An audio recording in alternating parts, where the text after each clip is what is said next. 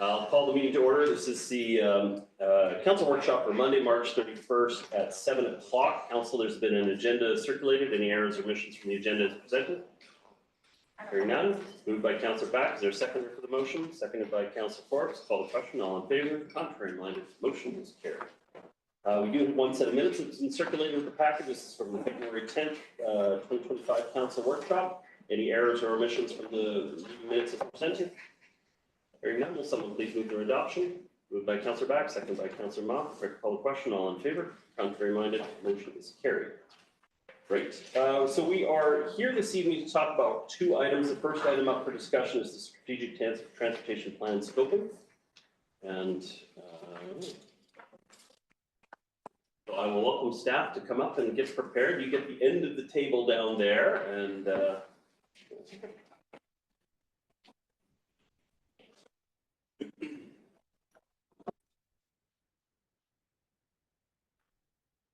do you need some chairs? Or? Yeah, we'll just a couple chairs. You don't want us to sit. Whatever you're comfortable with. There's also the chairs here. These are available, I think. Those are two. I think it's. Are they okay? They look kind of low. It's okay. You'll be able to see the presentation over. Yeah, there. It's okay. I think. Yeah, we'll go this way. Yeah. That should be fine. Well, I'm thinking first.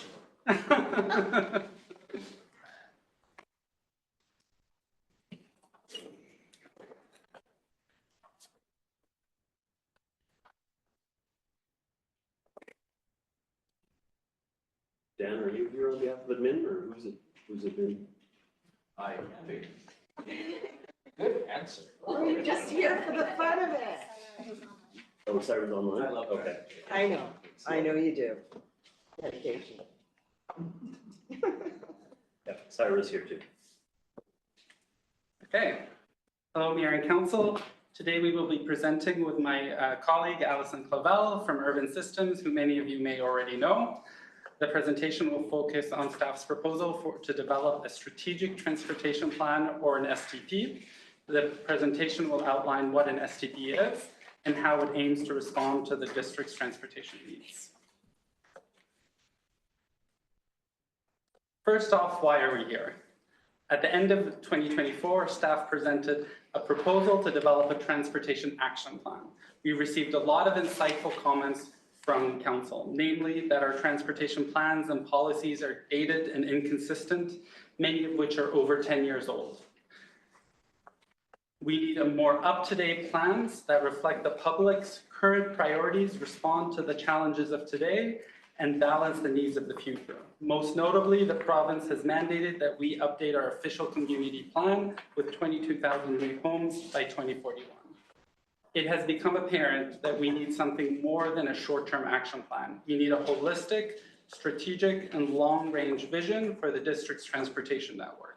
In turn, staff are proposing a more robust process to develop a strategic transportation plan. A little bit about myself. I was brought up on the North Shore. I went to Canyon Heights Elementary School and Handsworth Secondary School. 20 years later, I find myself working for the District of North Vancouver as the transportation manager. I've seen the growth in population, employment, and pressure on the transportation network. Anyone who lives in the North Shore knows that it's a unique place. We are essentially an island with only 2 bridges and 1 sea-bus connection.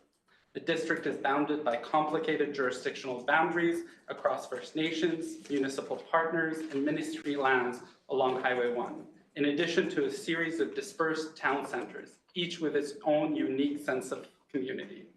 This leaves us in a difficult situation where our challenges and our opportunities span multiple partners and decision makers. The way we respond to growth should be influenced by a unique transportation network grounded by public consultation and collaborated with each of our neighbors. Good evening, Mayor and Council. For those that don't know me, I am a senior transportation engineer and principal with Urban Systems. Urban Systems is a Canadian employee-owned, Western Canadian-based company of professional services. We've provided transportation planning services in Metro Vancouver for more than 30 years. And we've worked on more than half of the most recent community transportation plans for all the municipalities in Metro Vancouver. So this is something that is near and dear to my heart. being someone who's done a lot of transportation plans and also someone who's done a lot of work here in the district. SCPs provide high-level direction to staff to ensure that decisions are working towards the community's aspiration and goals. So you can see here in our graphic that we've kind of put a framework up for you of regional plans, district plans, and then the strategic transportation plan nests underneath that. They align the regional plans, just Transport 2050, and as well as the OCP and other district plans that address housing, land use, emissions, and other programs. And then they focus on areas with direct government control. So there are some things, as Ehab was talking about, that are outside of direct or local government control, but there are things that are. So we focus our strategic transportation plan on those things, including policy, programs, and infrastructure priorities. They also outline advocacy efforts when you're speaking to other levels of government. So it's a one consistent plan to explain what the district would like when dealing with other levels of government. It's best practice to update an STP every 5 to 10 years. The importance of that is actually increasing over time as transportation patterns and technology have been rapidly evolving. The district's most recent update was more than 10 years ago, which has made it challenging for staff to align priorities and investments with community objectives. So we're going to go through some of these issues and opportunities. The first thing we've touched on a little bit, fragmented and dated policies. So the 2012 transportation plan was a synthesis of other documents rather than a fulsome transportation strategic plan. It had to focus on filling gaps rather than overarching strategic needs. Because of that, a lot of your network maps and the other policy pieces you might see in an STP in other communities live in other documents, and they're not consolidated in a single place. Beyond that, the higher level documents like the OCP action plan, the community energy and emissions plan, and regional documents like Transport 2050 have guidance and goals that should be embedded and then realized through the actions of the strategic transportation plan. So consolidating into an updated plan will give the opportunity to address these gaps, provide a clear guiding document for council staff and the public. Regional congestion is the next piece we'd like to talk about. The district is located around a major provincial highway, obviously, and a lot of the private vehicles and goods moving through your community are en route to other destinations outside of the district. The district relies on infrastructure investments and transportation policies in other communities and by other levels of government to reduce regional pressures.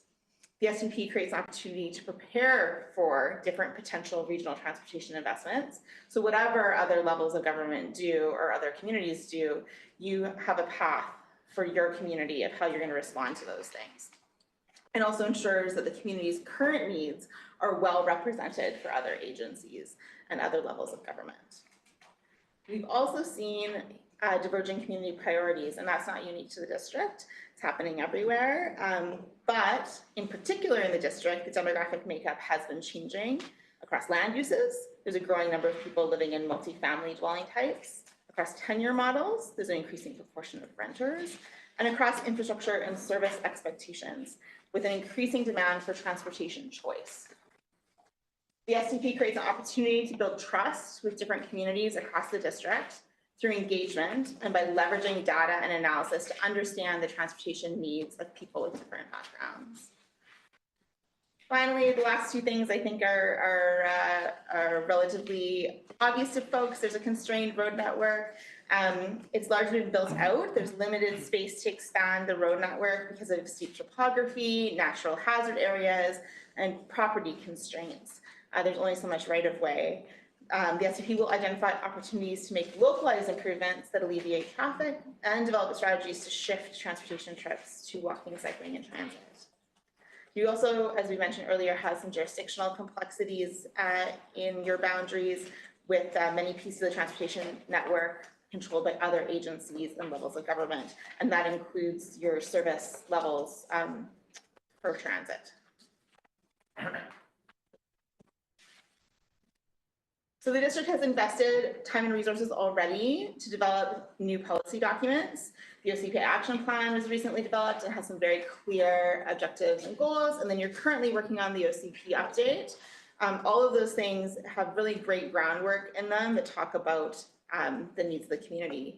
The SCP creates an opportunity to use transportation as a tool to advance those other council endorsed goals rather than adopt entirely new goals. The actions of the STP will integrate transportation and other community concerns, including housing, climate change, economic development, and social well-being.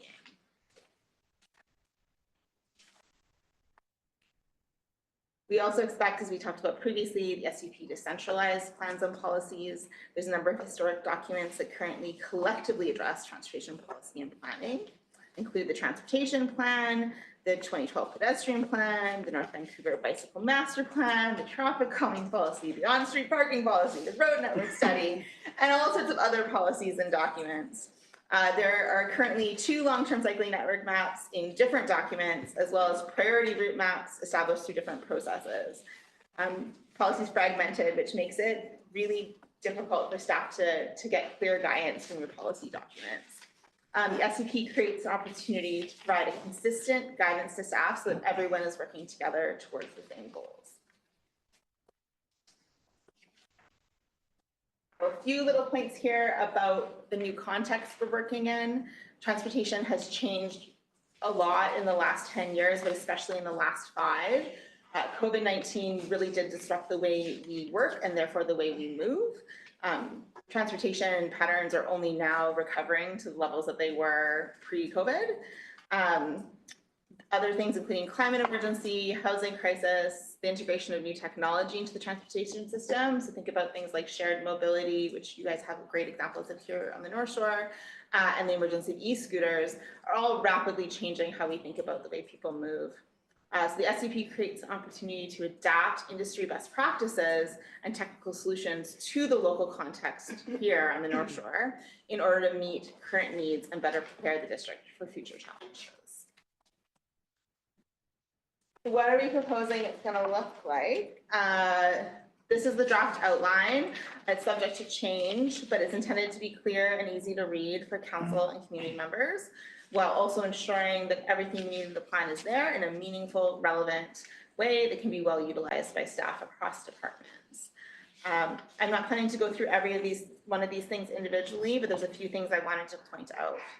First of all, I believe the existing conditions piece will be particularly important for this STP.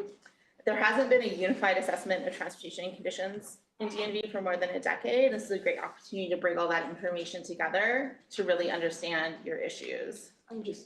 There hasn't been a unified, like, bringing together all the data and analytics around transportation for the District of North Vancouver. Okay. This work is also, the existing conditions is also a key point for the public to influence the plan by identifying issues and opportunities that are most important to the community. The public are the experts about local conditions. They know their communities best, and their input on existing conditions is particularly invaluable. Community vision and goals, as I discussed earlier, have been well established through other processes. The proposed outline would pull on those things and largely align with other visions and goals into the transportation context rather than recreating new visions and goals. Strategies is going to be the key focus of this plan. The strategies will set the roadmap for future action to achieve a safe and reliable road network with individual sections for each mode: walking, cycling, driving, and transit and driving. The framework here is a common organizing principle for STPs, and there are other smaller topics that we expect to be embedded into each of these strategy sections. For example, goods movement and emergency preparedness are critical topics, but they don't appear in their own sections because they are embedded within driving, road safety, and road network, rather than being, you can't really separate them distinctly from those other pieces. And maybe I'll pass it back over to Ehab now. In addition to the outline, staff recommend expediting 4 priority papers as soon as possible in responding to the pressing transportation issues in the DMV. The 4 proposed priority papers are pedestrian infrastructure, school safety, road classification, and curbside management. The district's pedestrian plan is 16 years old, dating back to 2009. Pedestrian infrastructure and school safety are heavily intertwined, and these priority papers would look for cost-effective ways to make the best use of our limited funds, like filling short gaps in sidewalk connectivity, making spot improvements at intersections, developing policies around speed limits near schools and parks, and evaluating opportunities to pilot a school crossing guard program. The road classification priority paper will identify where new roads are required as part of development to help disperse traffic generated from additional density in the OCP update. This priority paper will include a road classification map with local collector and arterial roads in order to provide clarity to council, developers, staff, and the general public on existing and future roads impacted by development. Finally, the curbside management priority paper will provide guidance on how best to manage the limited curb space available in and around our town centers in anticipation of the additional demand generated by new development. Curbside management includes a breadth of uses such as short-term parking, pay parking, waste collection, loading zones, including your skip the dishes, and shared mobility services such as Uber and Lyft. The STP is a significant undertaking, typically being a 2 to 3 year process. It requires extensive public consultation, comprehensive research, detailed analysis, and several touch points with council and the community. The STP will set out the vision, strategy, and priorities in meeting the current and future transportation needs. We are right at the beginning of the STP. Before launching into the full STP, we wanted to start early dialogue with council to get initial feedback. To clarify, the priority papers will not take 2 to 3 years. Those are going to be expedited.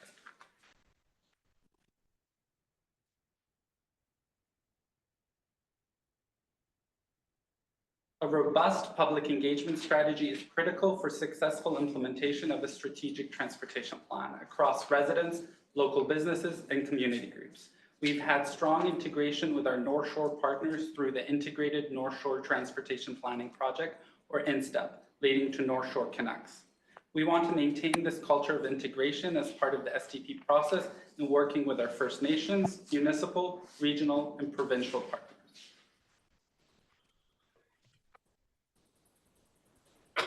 We've outlined 3 questions to help guide the discussion today. Firstly, does the proposed outline reflect the transportation issues and opportunities in the district? Secondly, do the priority papers align with community objectives? And lastly, does our general approach resonate with you? Thank you very much. So I'll kick us off here, I guess. Yes, the proposed outline reflects transportation issues and opportunities in the district. I think that's fair to say. The priority papers, I do think that the pedestrian piece is probably the most important of those 4 papers that you've outlined, but I could say that those as priority papers make some sense.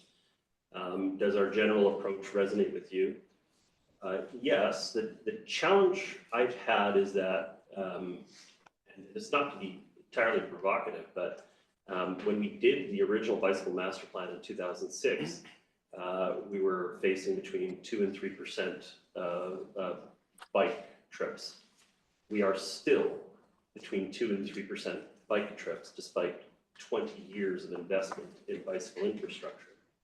What could we be doing better? What would be more effective? Since the stated goal in the original bicycle master plan was to be at 15% bike mode by the time we got to, I think it was 2040. And we haven't moved the needle in the first 20 years towards that goal. So what do we need to do differently to move it, recognizing that we've made quite a significant amount of investment into it, and it's not actually having the desired result? Is that a question that's too early in the process, or do you have a response to that? No, I think it's a good question. I think a big element will be integration with other uses. So transit integration will be critical. You know, the first mile, last mile is a critical piece of cycling. So how to integrate cycling into our long-term transit vision will be part of that solution. That would be kind of a first step. Yeah, I'd say as an industry, we've been learning about cycling over time. I think in 2006, we were starting a little bit down this road of improved cycling facilities. One thing that we've started talking about more is the role of alternative modes in trip making over the day. Whereas we previously really thought about things almost exclusively from a commuting perspective. And so our early efforts as an industry in investing in cycling really serve those longer distance trips. And what I'm seeing in the industry generally is more focus on kids cycling to school, cycling around neighborhoods, that kind of AAA investment that get people to and from where they need to go inside their communities. So I think we need to go through the plan to answer the question in detail, but that's one of the things I think that's emerged in the industry is a greater focus on trips within neighborhoods by bikes and measuring that beyond the commute mode share. I would also add, I think a big element is identifying projects as complete streets. So historically, we've had a cycling project, we've had a sidewalk project, we've had a road capacity project, and they tend to kind of go in isolation. Whereas then if we review all modes, every single project, review all modes and the kind of how to balance each mode, I think that will be more successful in delivering and not pitting one mode against another, but rather serving all modes. Yeah, no, that's fair. I will just say that the 2011 plan did break it out in a manner that you suggest, which is that it's utilitarian trips, recreational trips, school trips, work trips.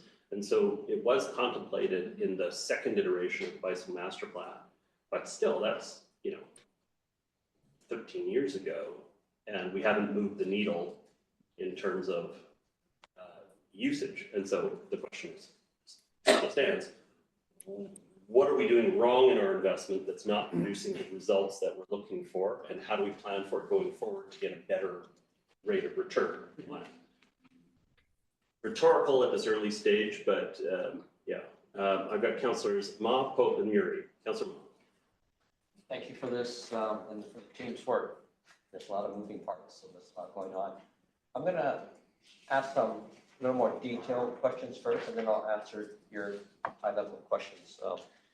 Because I've learned over time, we need to pay attention to the details. In terms of the growth context, I know you have a slide further on. In terms of timing, will council decide on the growth context before the SDP is worked on, or is how's that timing working? So I can tell you almost certainly that we won't be able to finish an SDP by the end of the year, which is when the province has mandated to update the OCP. Through the mayor. So that's definitely going to be challenging. That's why part of it is to identify priority papers, specifically like the road classification paper.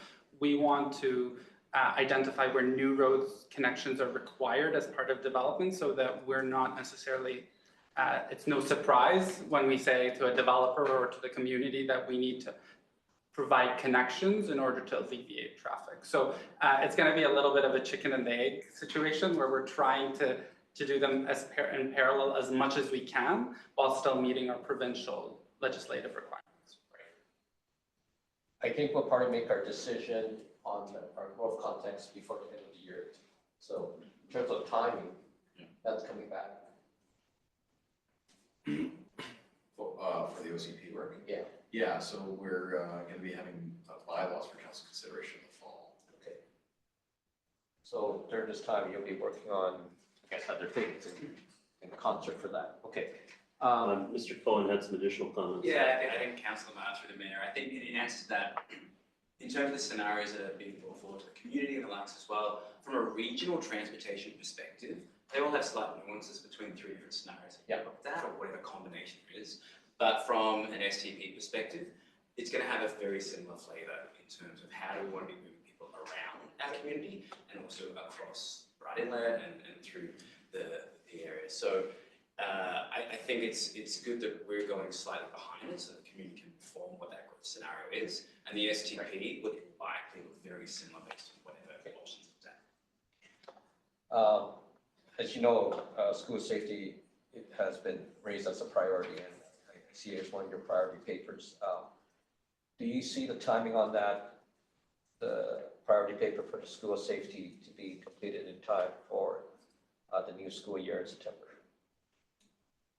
I would, through the mayor, I would say that we would report back to school safety before then. Not necessarily would we complete the school safety chapter, the school safety priority paper before then, but at least give a plan of what we're proposing and report back to council specifically about school safety. And I would loop in school safety and pedestrian infrastructure. So they are one and the same, they're not one and the same, but they're heavily intertwined. So I definitely don't want to do one without, one informs the other. Okay, that's fine, just that there is a desire to have something in place sooner than later. Of course, everything's gonna be sooner or later, so I'll let you guys work your magic. With regards to accessible parking under curbside management, I've talked to some people in the community, and when they look at accessible parking spots, they have a van with a lift. If you go into a regular spot, you can't get out from the side if it's a side door, and usually if it's on a street, it's not long enough to get the wheelchair out if it's a back lift. So I was told that there's an example of this parking spot at Delbrook. So it's just a request, when you look at accessible parking spots, please take into account the ones for the vans with the lifts, and whether that can be designated as a van with a lift parking as opposed to a generic accessible parking spots. Just, if you look, 10 years down the road, our demographics going to change, or we're going to need more of those. So, just trying to look ahead. And in terms of technology, we talked about the strategies. The network to support EV, is that embedded into other sections, or is that something that needs to stand on its own, or just? Yeah, we would typically, I don't know, Peter, if you're gonna. Yeah, I'll be fair. Our climate action and parks team is overseeing the EV strategy. We work really closely with them, but there is an electric vehicle strategy as well that's being developed as part of Caroline Jackson's team. But we would be feeding in and out of HM's support. And then in terms of consulting with different community groups, I know it wasn't mentioned, but I just want to confirm that the North Shore Safety Council is one of the groups that's being approached, because Yeah, it's on the list of stakeholders through the mayor. The North Shore Safety Council is on the stakeholder list. okay, perfect. Now, getting to your questions, in terms of the draft STP, I'm okay with the outline. Number 2, in terms of the 4 priority papers, do you see them being done concurrently, or is it going to be sequential? 100% concurrently, because we won't have the luxury of doing them like separate. So I think we would allocate resources to run them in parallel. Okay, and then the last question in terms of general approach, very similar to the mayor's comments in terms of overall goal. Mode shift seems to be definitely critical, hitting that 35%. Maybe I didn't quite pick it up, but I did get that sense, this STP, that was a driver to get the mode shift, or is that something that's going to be more clarified in the vision, goals, and objectives? Through the mayor, the vision, goals, and objectives you already have standing for other plans point us to mode shift, because we know that you're concerned about the climate emergency. We know that housing is important, and we know that we have limited right of way. We can't go and make 6-lane roads everywhere in the district. So the whatever the actual number is behind it, like the percentage, the overall objective is the same, is that we have to shift mode to make the road network work in the way it needs to for everybody in your community. Some of that, through the mayor, some of that is also advocating for transit infrastructure through TransLink and through other agencies to make sure that whatever we're doing, like, I'll be honest with you, we won't necessarily meet our targets if we don't have viable transit. That is a reality in the North Shore. So I think it's a matter of future-proofing for that day when we get adequate transit service, and also mirroring that with our mode share targets.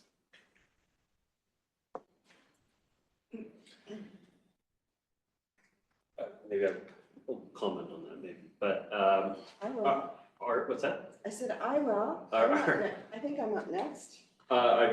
Yes, you are, but I was just gonna say that the challenge that we have with getting, I think the phrase you use is adequate transit, is that, there's no incentive in the system to create new bus riders.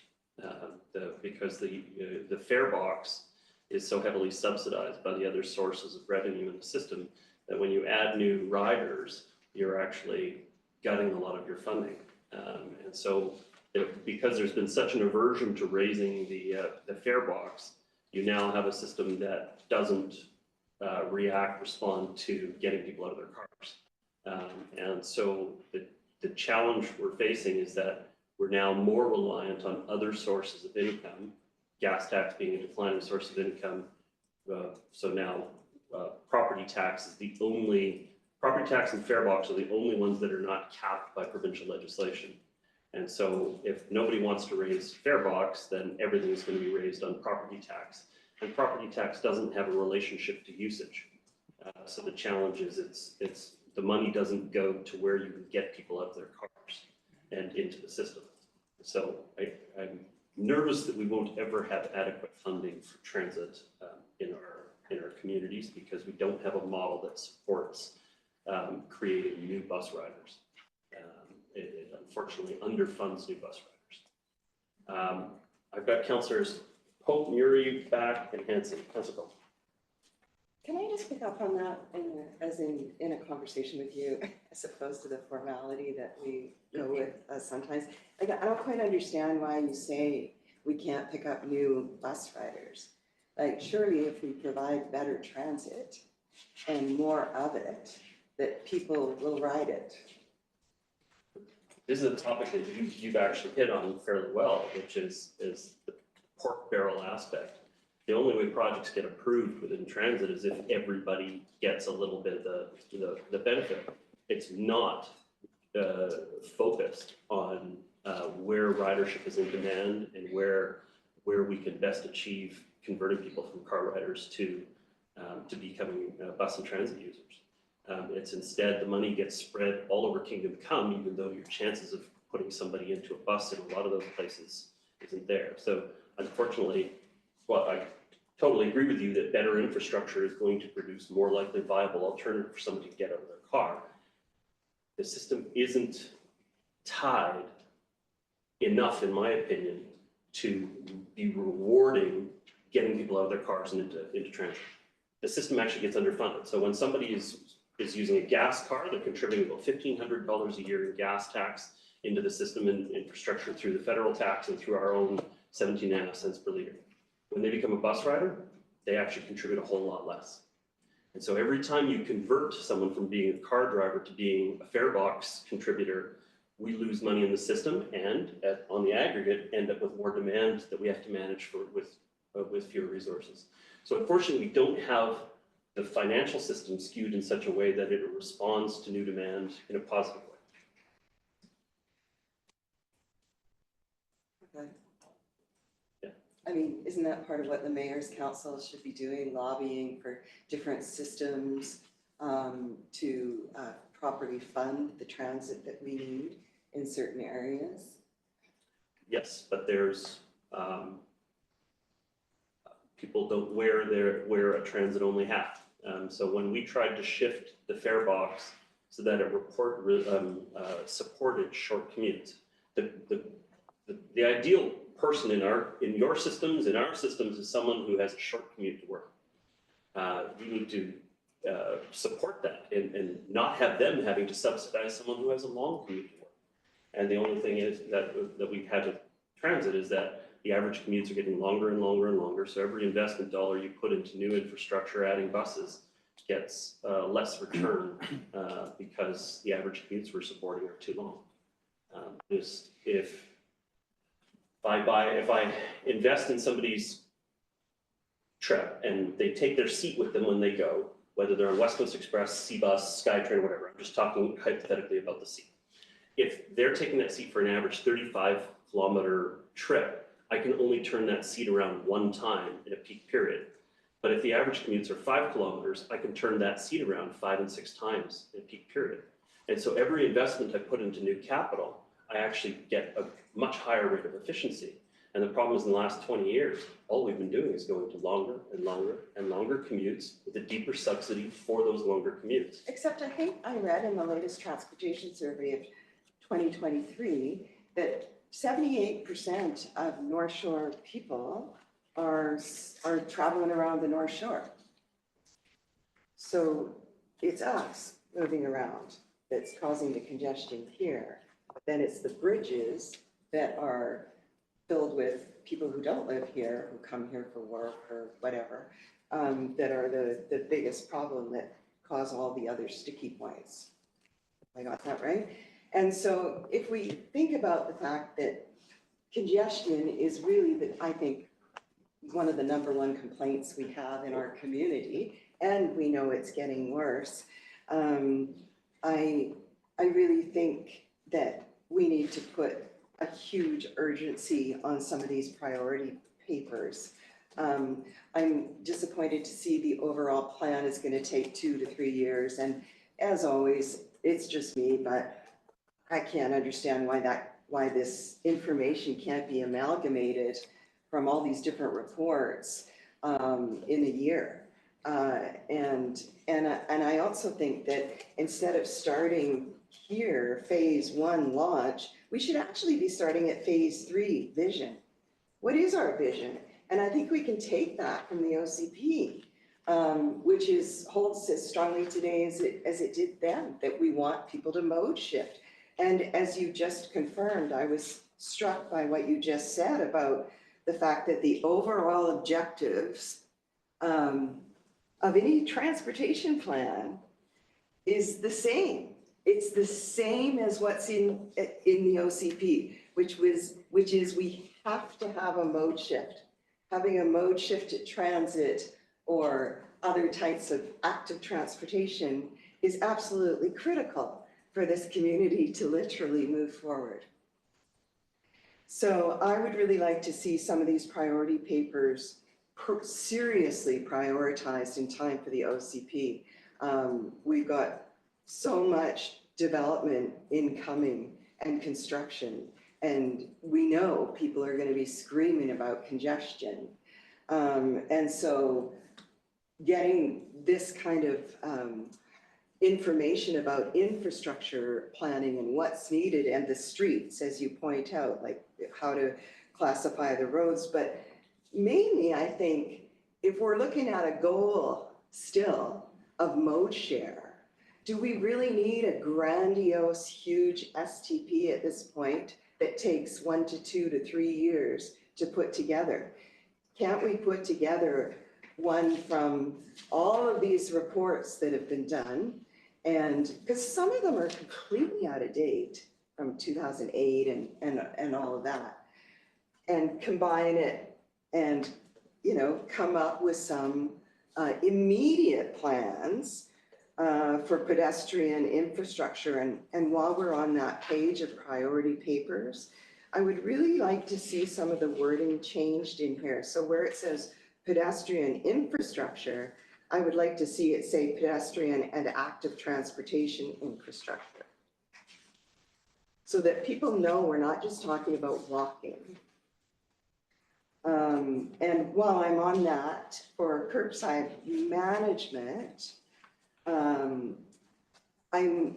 I think probably most people have no idea what curbside management is. And so when it comes to engagement, I'd really like to see us using words instead like street parking.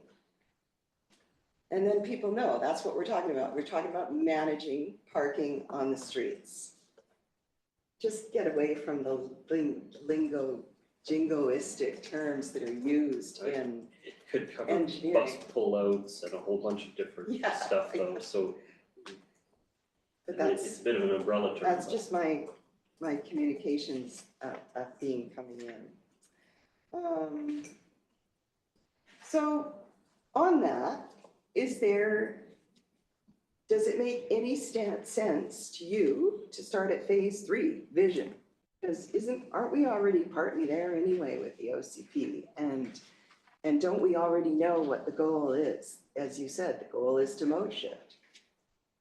Through the mayor, I think that what is missing that wouldn't be a best practice to go straight to phase 3 is that existing conditions piece. Is that what? As I mentioned in my existing conditions, as I mentioned originally, the district hasn't had a comprehensive look at the conditions of transportation, infrastructure, and movement since some of these earlier reports were done. We'd want to do things like do a comprehensive safety review using the latest collision data. We'd want to do things like look at all the infrastructure and complete infrastructure mapping, compare the infrastructure mapping to where the population density is. We usually do things like enhanced analysis around what's in the North Shore Transportation Survey. So right now there's kind of a high level look that's kind of broader. We dive into that a little bit deeper and understand how that interplays with some of the other pieces.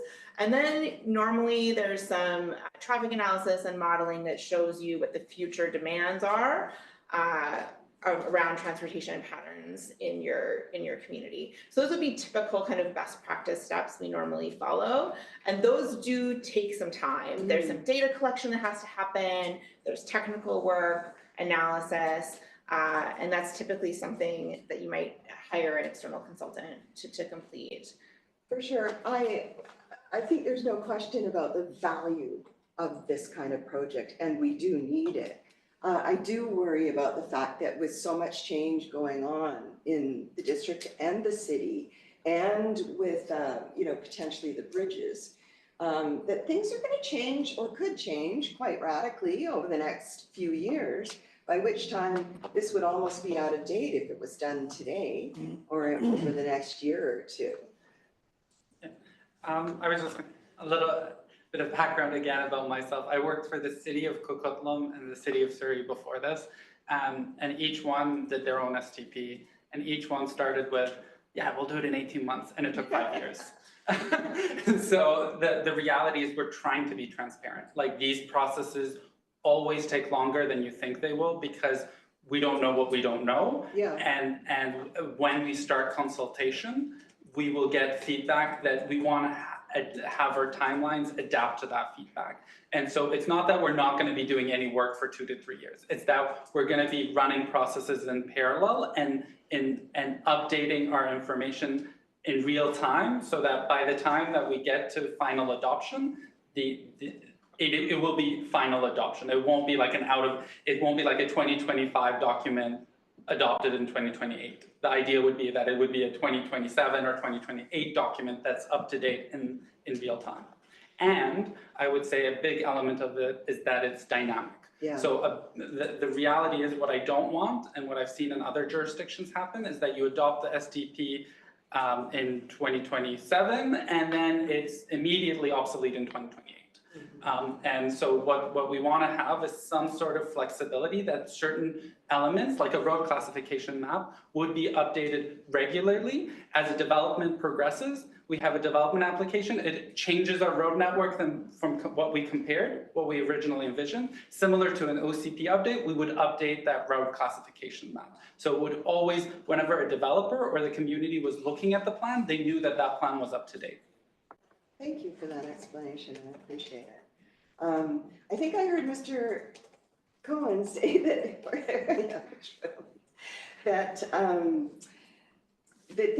these priorities, we're not going to have this in time for the OCP. Sorry, it was Mr. Milburn. So I'm really concerned about that. Yeah, if I may, through the mayor, so just to clarify, so what you see on the left side with the yellow banner and those chapters, that's what's going to take a 2 to 3 year time horizon. What you see on the right-hand side in the middle here under the priority papers with the blue banners, those are the ones we want to be hitting in 2025. Yeah. They're the really critical ones. Priorities. Yeah, so from my perspective, for example, curbside management, on-street parking, between Mr. Milburn and myself, we've got to get that sorted out before the end of the year. So we've really put that lens on in terms of what do we have to get done in 2025. We'd love to do as much as we could, but just resources are just simply going to be too stretched. Just in terms of the previous conversation as well, just to for council's awareness, we've got these 6 different phases that we're going through. All of that's underpinned by community engagement and then council dialogue as well. So we welcome feedback from council in terms of if you wanted us to truncate the timelines and the likes as well. We'd have to figure out what does that mean in terms of a community engagement perspective, because what we put back in November was that it was really important for us to have that journey with the community and not giving council surprise. So there is kind of a bit of a catch-22, and we totally appreciate that as well. So what I'm hearing is that we will have this information in time for our decisions on the OCP by the fall, Mr. Milburn was saying. He's going to have the first bylaws out. I would say that is a goal. However, it might be shortly thereafter. Great. So like, for example, the road classification map might, you might update land use, and 2 months later, you might come up with a road classification map that shows you where, based on the land use that, now that we know the land use is adopted by council, because we don't want to put them at the same time, because if land use changes, transportation changes. So some of it, our goal is to do the work in parallel as much as possible. There might be strategically, it might make more sense to split them, but we have to work with our planning colleagues, I think, to sort out how best to present it as a package. So if it's a question of resources to get this done, in these priorities done in time, then why wouldn't we allocate a consultant into that focus and have staff do the big background stuff? Or at least focus our resources on the priorities, and the rest of the STP, can come in when you have, so much more time at some later date. Through the mayor, I think that the idea is a lot of the outline that you see on the left, that big 2 to 3 document would be the bulk of your consultant work. Those priority papers will have a lot more staff leading that to get it expedited as quickly as possible, and really work at the staff level to come up with recommendations. Those recommendations we would want early feedback on. However, we might not necessarily have a comprehensive, the STP won't be done by that point, so they might need to adapt a little bit. Like curbside management, we might get 5 to 10 principles that we recommend these principles be followed in the STP and get endorsement by council on those principles. But those might adapt as we hear from the community and we hear from the public. So we're trying to hit 2 birds with 1 stone, being expeditious and quick, but also being prudent with our consultation. Mr. Milburn, additional comments? Yeah, one thing speaking with Peter, that we've recognized through this process is that a lot of the significant regional investments will be needed in any scenario council considers. So the investments in transit, the investments in future bridge improvement, rapid transit to the North Shore, all that's needed, whichever of these. So the nuance of exactly how to allocate 70 or 90% in town centers and whether or not you expand the center will have these kind of specific nuances, but the overall demand for all that infrastructure will be needed either. So I think that there's just that kind of acknowledgement right up front with the OCP work, and zoning won't be, it'll be built on day one. It'll take many years to build out that infrastructure, and of course this plan will then help inform that direction as it goes along. Thank you. Okay, I've got Councillor Murray back in Hanson. Councillor Murray? Oh my God, there's so much here, and I'm getting echo, and I don't know if I can do this. It's clear on our side, but so it must be if you turn down your own speaker for a bit while you're talking, maybe that'll help. I can't hear her very well at all. Okay, can you hear me, Catherine? Yeah. Yes. Okay, sorry. That's actually better. Thank you, IT Mayor Little. I really do think that we need to have, like through our budget review coming up, we really need to have like a big pie chart to show us what kind of money that is coming in for a lot of the stuff that we're talking about. The money in regards to public transportation, the money in regards to capital infrastructure, provincial capital infrastructure, regional capital infrastructure. you know, there seems to be this idea that we bring a plan forward and then everything just sort of gets ticked off and gets done. And I can't emphasize that that is so far from where we are right now, given the financial situation that every municipality, province, and this country is in right now. Like, we have no idea what's coming in regards to tariffs, the US, world economics, given that by Wednesday, we're going to be in a whole different place in regards to costs, the dollar. And we really need to understand that before we start making all of these other decisions. And I'm sorry I can't see the presenters, but I'm glad that the representative from Urban Systems said the community are the experts. They are invaluable. So based on that statement, I'd like to understand how we are going to consult with those experts. Because to be perfectly honest, the experience that we've had over the last few years with consultation and the community has been very, very, very difficult. I can list off multiple parts of our community that are very upset with the level of consultation, the lack of consultation. I think Councillor Hanson said it a while ago very well when he said that congestion is the biggest issue in this community, and it has been for over a decade since we adopted the official community plan. There seems to be this thinking that we're going to be able to make people get on the bus or get on a bike just because we want them to. And the mayor said it absolutely correctly when he stated that this shift in 20 years has not moved in regards to cycling infrastructure.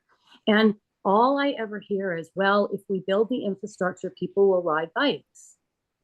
Well, maybe in the summer and on the weekend, which is where we get the most uptick with the cycling infrastructure.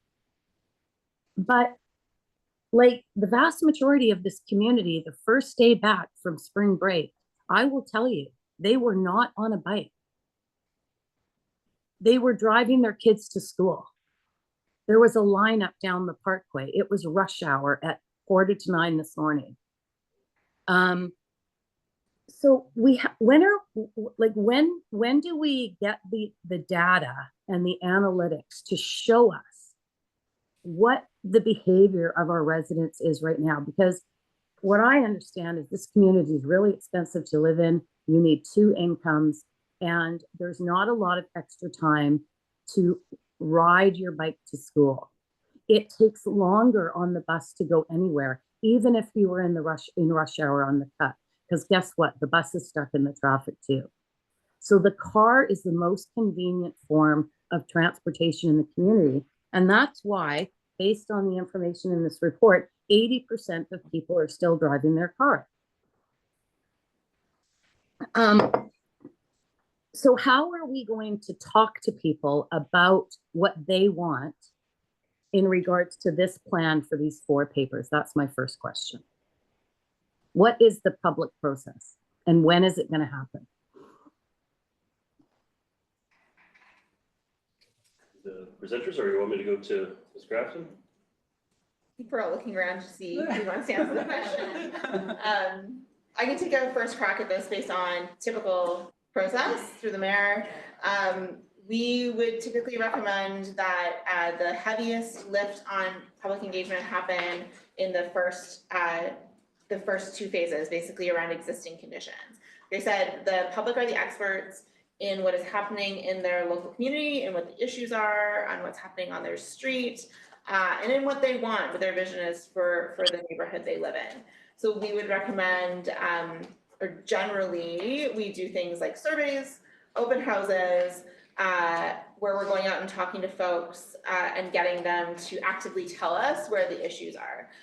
tools like there's online mapping that really came a long way during COVID to what it was in the pre-COVID years, where you can go on and put a pin on a map and say, there's an issue at this intersection, there's an issue over there. Those are all tools that are available to us now that weren't historically. So typically when we do these processes, it's a very, very heavy lift on engagement at the beginning to understand those issues. We combine those issues with our technical findings, as I said, about operations, about best practices, about the data about the community, which can be new data now. We have a lot of data tools now we didn't have 5 to 10 years ago, a lot of our analytical tools now. We combine those things and then apply our professional judgment to raise things to the top between the public and the technical analysis. Public comes in again at the vision and goals stage.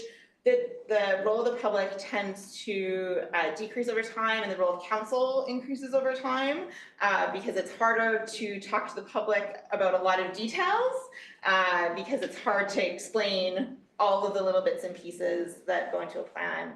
I worked in a plan recently that had more than 200 strategies in it, and you can't reasonably ask the public for feedback on each of 200 strategies.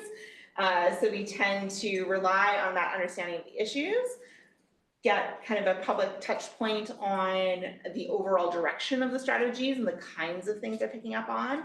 And then when we get through the more detailed strategies and implementation, those come to council as more detailed input. So that's urban systems perspective. That's a typical process. Yeah. Do we have a process do we have a timeline for this process if this needs to be done by the end of the year, or is there any plan? Yeah, so I just want to, through the mayor, stress that where we are at the process, we haven't even issued a request for proposals at this point. So this is all going out to a consultant then to do this work. We're not doing any of it in-house? The priority paper, elements of the priority paper will definitely be informed by staff and help guide it through staff. But we wanted, before we even issue a terms of reference or request for proposals, we wanted to make sure that we were having an open dialogue with council. So why do we have to have a request for proposals if we're doing it from staff? Because we're just going to inform the plan with information from staff and then have a consultant come in to write the plan?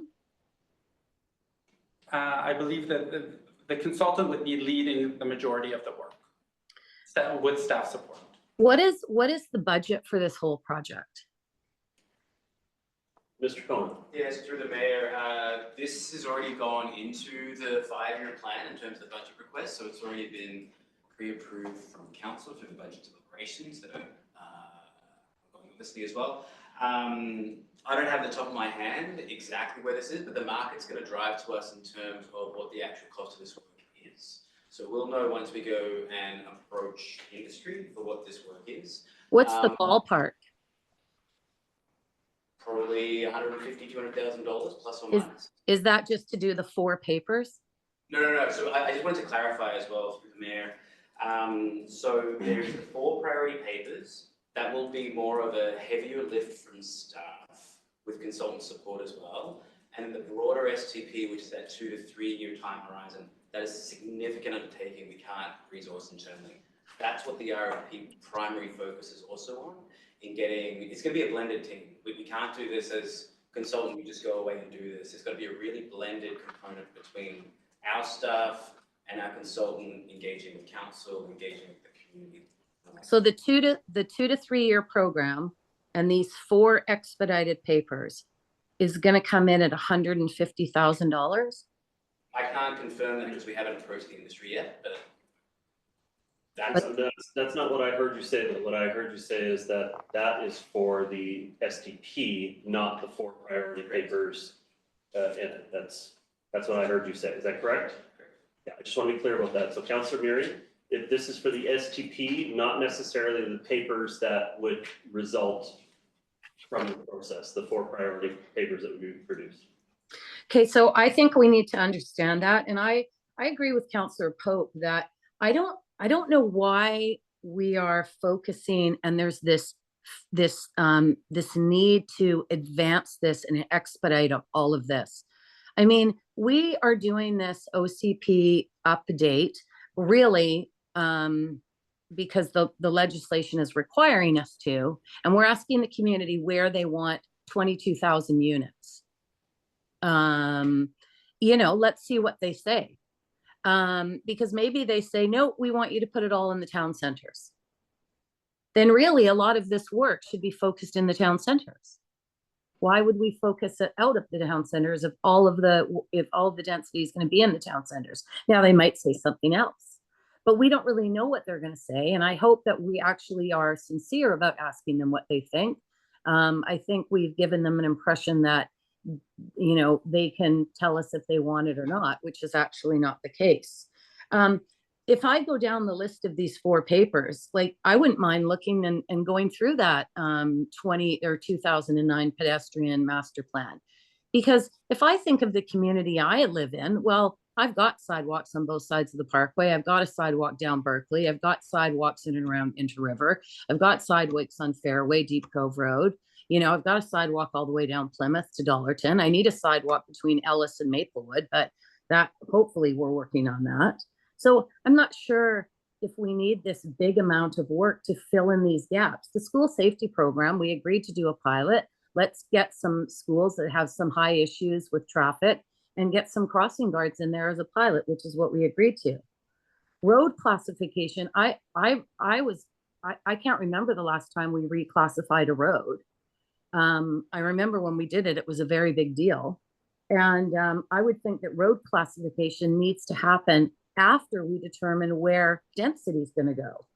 And then curbside management, if you want a war, write that paper and put that out into the community. Start with that one, because you're going to get a war. Because when I look at this report, it talks about pay parking on the street.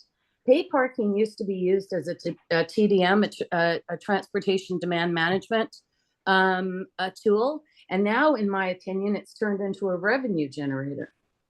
I think we have so many problems with density, creating so many cars, because 80% of people are driving their cars because we live on a mountain in a rainforest, that taking away parking and paying for it on the road, there's going to be chaos in this community. So I just think we are so ahead of ourselves with this.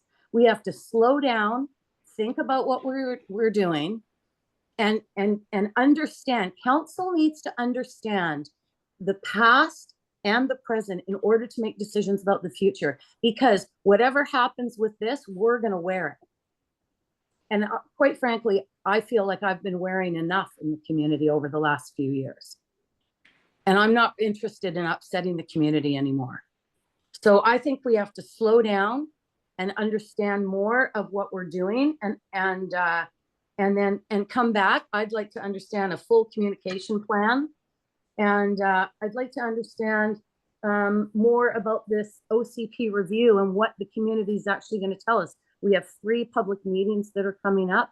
I hope that we can all take part in some of them and listen to some of the issues that people in our community are dealing with. We also have a significant amount of development that has not built out yet. And that is going to change a lot of what we're talking about. So I think this is the cart way before the horse. Thank you. Thank you, Councilor Murray. Councilor Beck. Well, it's a lot to follow. So thank you very much for the presentation. In terms of this project, I believe that we do need a strategic transportation plan that pulls together many different documents, and several of them which are quite outdated, as you pointed to. Generally, I think I agree with the proposed outline in terms of it reflecting the issues and priorities that we hear about from the community.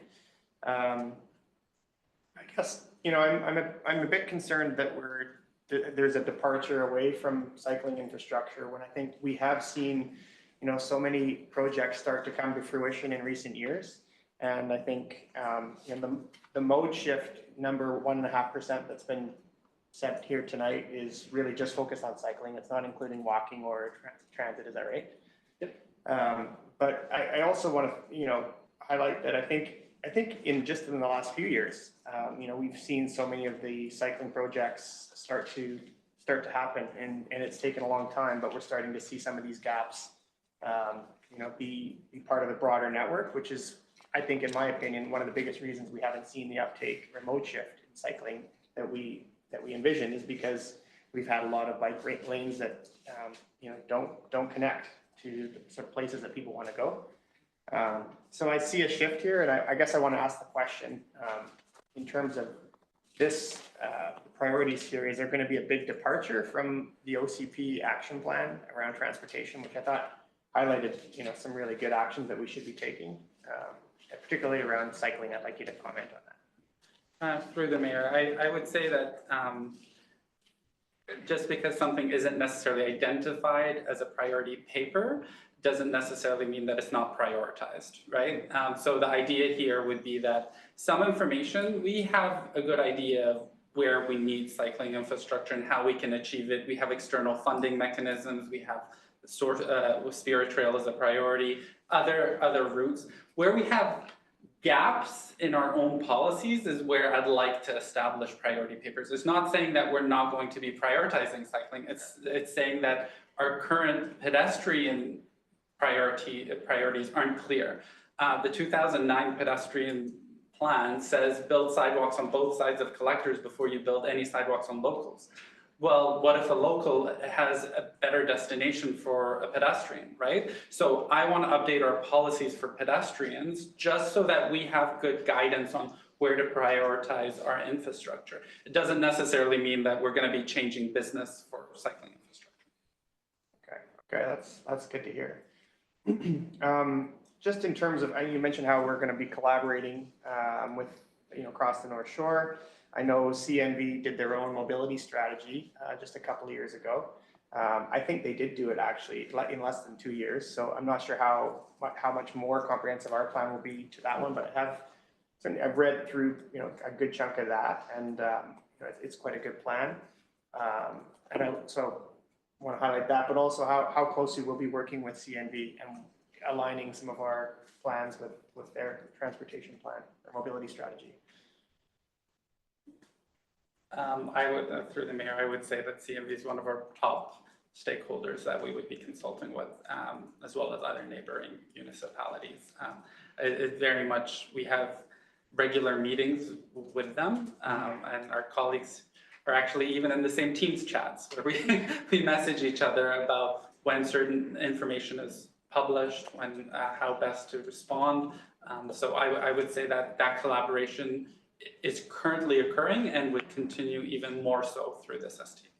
Okay.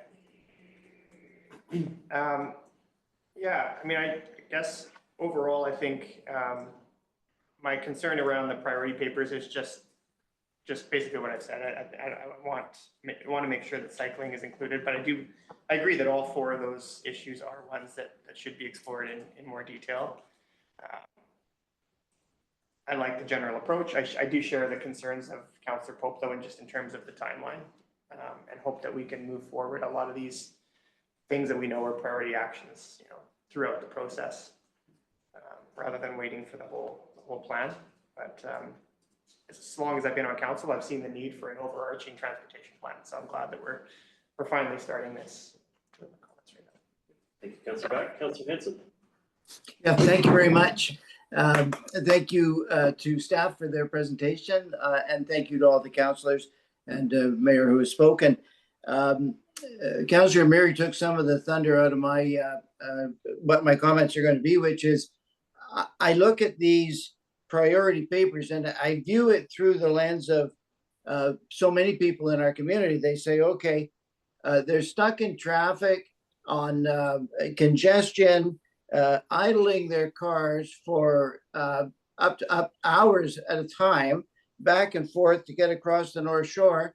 And they read this document and they say, well, what are the priorities? And I don't see, we should be, from my point of view, focusing traffic congestion is a much greater priority. That, from my point of view, that's what the community is most engaged in in terms of the biggest problem. And I don't see that as being elevated here in this document as a priority to the degree that I think it should be. I mean, I agree that these priority papers are priority papers, but I don't think that the language of this document captures what I view as really the major priority in our community, which is traffic congestion. So a question that I would ask to staff perhaps is, when can district residents expect to get some kind of expert opinion or commentary or plan as to how it is that we can actually go about in some way,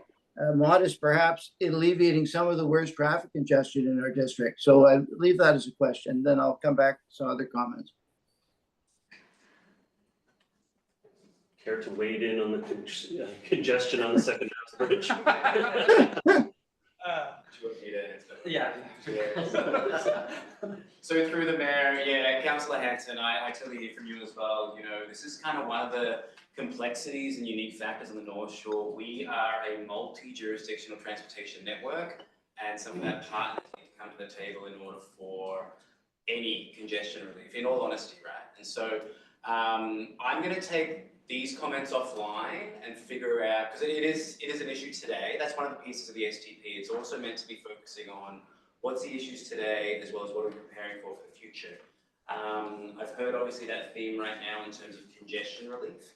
We obviously know that the OCP work is getting underway. That's talking to our interests of provincial partnerships, as an example, for the Second Narrows Bridge, TransLink and getting BRT fully funded.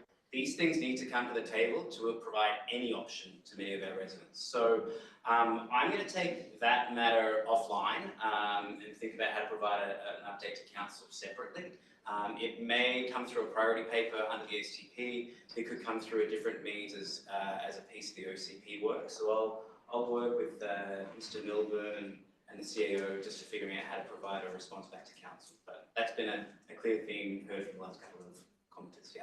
Yeah, thank you. And on that point, I guess I'll repeat what I said earlier. I'm not sure that what I read in this report it captures and highlights to the degree I think it should the urgency of this traffic congestion issue. If there's nothing we can do about it, then we should say there's nothing we should do about it. But I think we need to acknowledge that as the primary transportation issue across the North Shore. That's the starting point. And of course, there are things that we can do about it, and it's going to take time, and it's going to involve investment, and it's a long-term strategy. But I wanted to highlight the fact how interconnected a lot of issues are when it comes to mode share. And mode share is, of course, in turn related to congestion. So I mean, we have issues like washrooms at Phibbs Exchange. That's been in the news lately. I mean, that's related to mode share, because there's people who say they can't use transit if they don't have appropriate washroom facilities. Availability of services in centers. I mean, I looked at the mode share chart here, and each of those categories of transportation have their own issues. But when we're talking about things like shopping, where we have a particularly high use of automobile for that particular mode of transit, well, that is to some degree, well, very largely a land use planning issue. What services are we putting on our town centers to allow people to shorten their distances in these trips? And other policies that are out of our control, like the school district policy regarding catchment areas. This is a policy which is going to have an impact on mode share because if we have so many people driving around the North Shore to deliver their kids to school, that could be a significant mode share shift if people actually had to go to school near where they live. The question that I would ask in this regard is, will our papers, will our analysis, will our expert advice on all of this try to bring together some of these different strands, some of these different issues to identify how it is that we can achieve mode share? Because it goes beyond simply transportation infrastructure from my perspective. Yeah, thank you. Please. Through the mayor, kind of touching on, I think staff used the wrong term with priority paper. I think just to clarify, the idea here is policy gaps, right?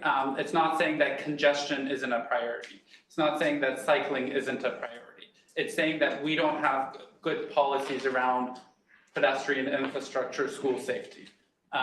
Those are the policy elements that will help us.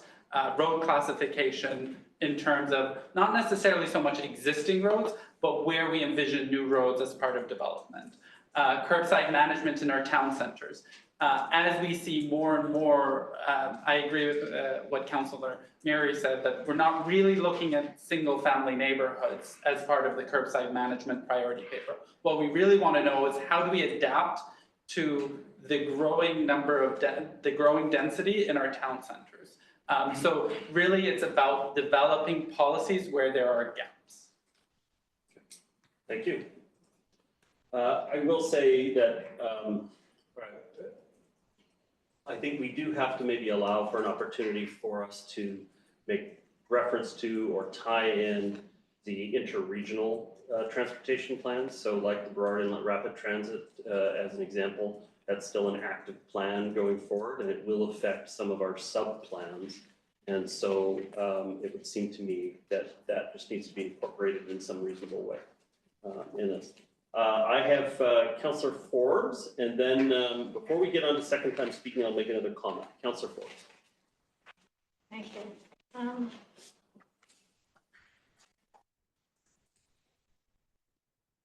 I'm mostly concerned about the community because, as Councillor Mary said, they're pretty upset with us. It seems every project we've taken on in the last year and a half, they're pretty choked.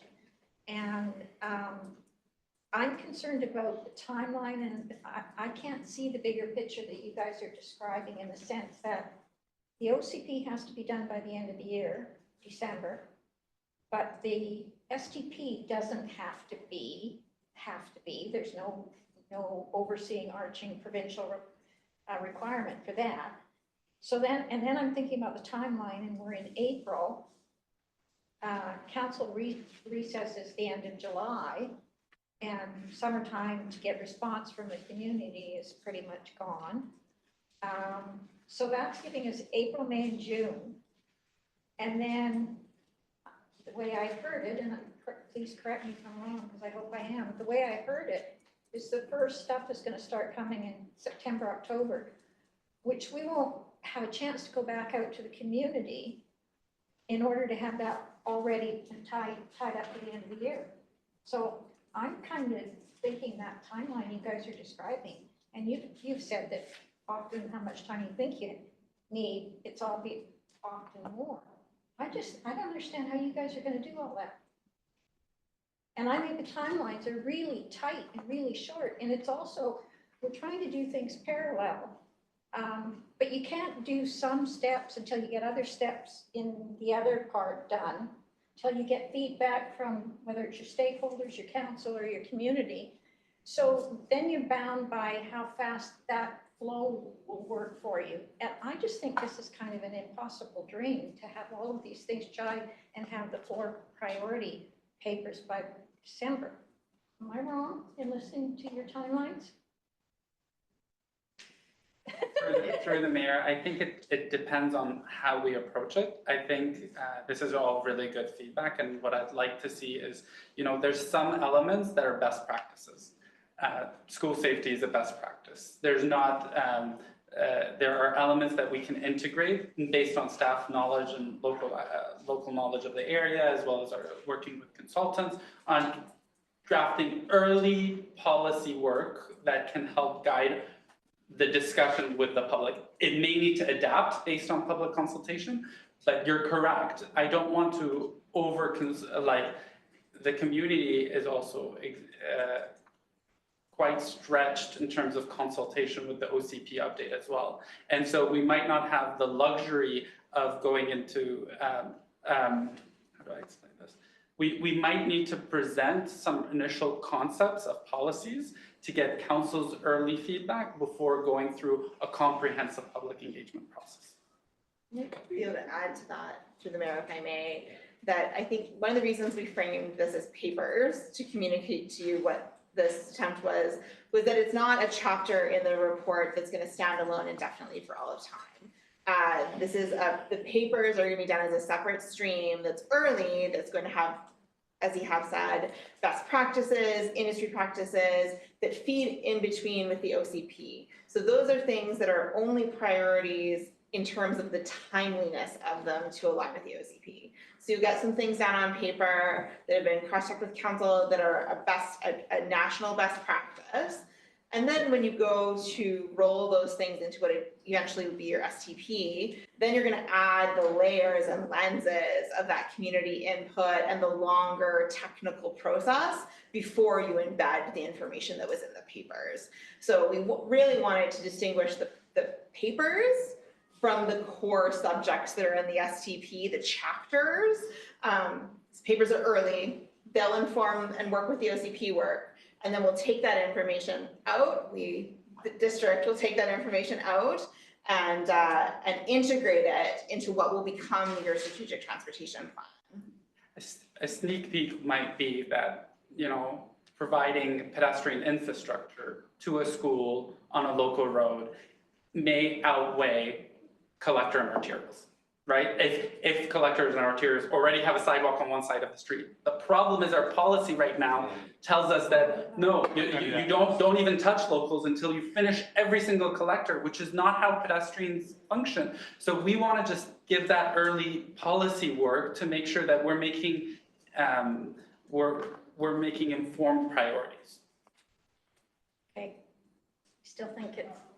Ms. Grafton, additional comments? Thank you, Mayor Little. So through you, Mayor Little, we've heard council as well talk about how they're over-concerned about the community being over-consulted or exhausted. We're just about to go out with the OCP. That is our priority for this year. As you've heard both Mr. Cohen and Mr. Milgram say, the timing of these two things, it's naturally embedded. We understand that as soon as we start talking to the community about adding additional density, they're going to say, but the traffic, we are all saying, but the traffic, right? So we will hear about that anyway through the engagement process for everything to do with housing. But to be clear, for this work, so first of all, this meeting really is about getting council's sense and scope and what you would see happening with the strategic transportation plan. So we are not yet at the level of having a detailed communications plan or engagement plan. We're just simply not there yet.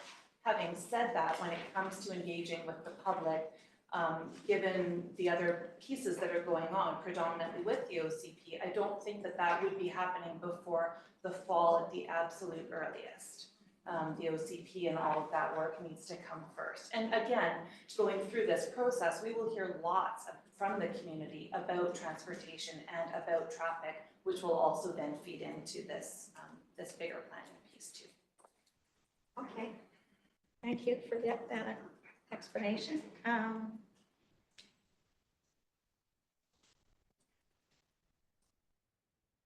And I wanted to say too, I'm really glad this is happening because I've been complaining since before I was on council that the developers were relying on old reports and stuff was getting passed because we hadn't updated it to where we wanted it to be now. So I'm really glad that all of this and glad that it's going to be in one spot. So also so that if you want to go and lobby for more funding from somebody, we've got a cohesive package that tells you about the district. So I'm really glad that this is happening.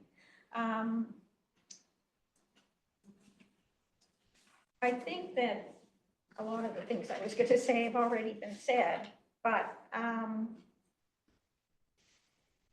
I was wondering about the strategies that are going to be used to shift the driving trips to walking, cycling, and transit. But you kind of said we're going to have to work on that. That's coming. But I do think that's a big thing. And I did note that walking is even more than cycling. Walking is 10.8%, cycling is 2.8%. So walking, there's more walking being done than cycling in the district with these stats anyway that are presented in the report. And transit is even less than walking at 7.9. So that's kind of interesting to look at. But of course, there could be reasons for it. I'm concerned about the cost of this too. And Councilor Murray was going there, and I'm concerned about how much work is going, and please, you guys are great, so don't take this the wrong way. Sorry. But I'm concerned about the environment we live in and the cost of these things and how much really, is it just a time factor that is forcing us to go out more to consultants, to get consultants to do work? Is it a time factor because we don't have enough staff? Or is it an expertise level?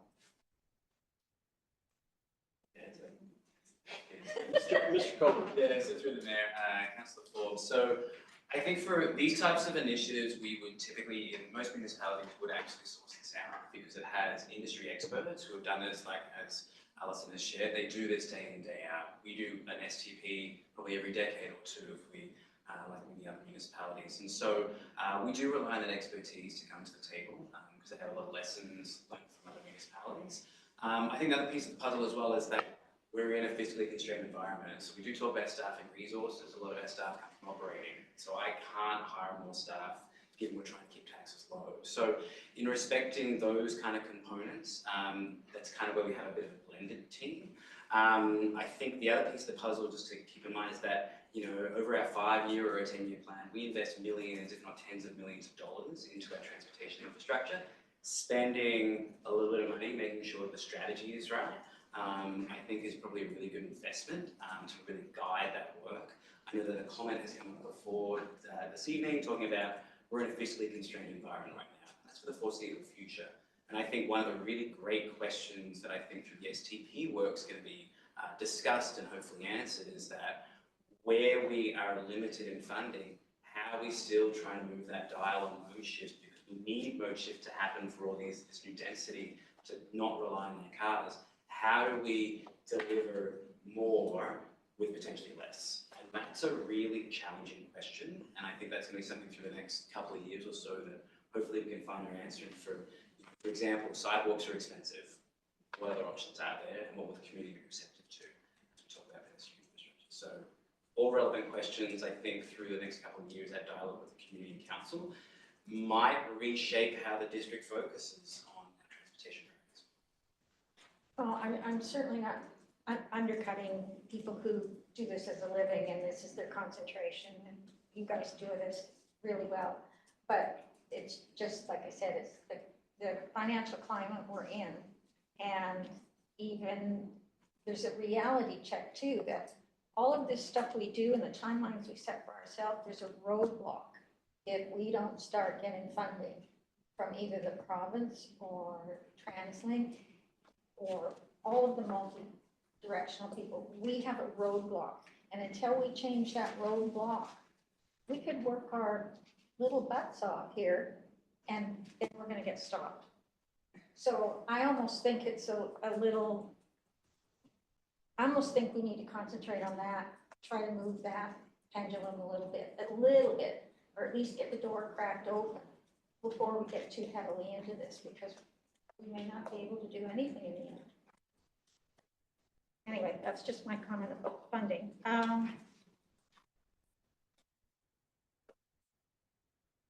The other thing I was concerned about is the curbside management.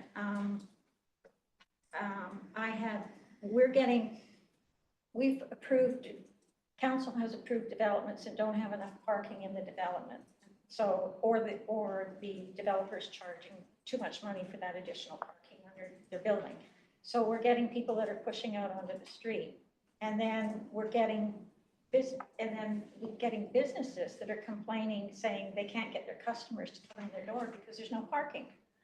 So if we start to, where are we going to put these people? Like, I think we're behind the 8 ball on that one too. Like, lots of small businesses are upset because there's too many people parking that aren't using their businesses or aren't going in, or they can't find a space. I don't go to Lonsdale anymore because I'm tired of dealing with what Lonsdale is and trying to get parking there.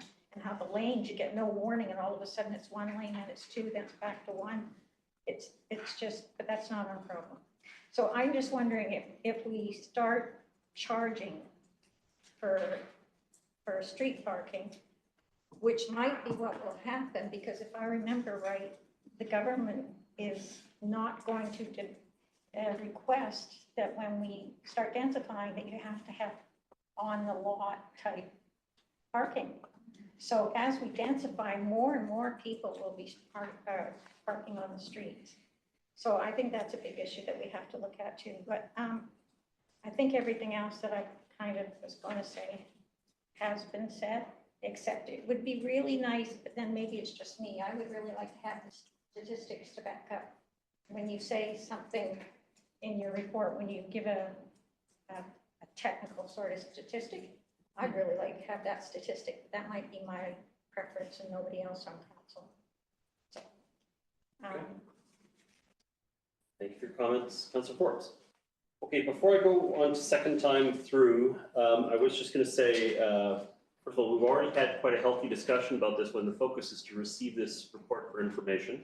And this is the very, very, very start of a fairly lengthy process, so there will be plenty of opportunity to give feedback.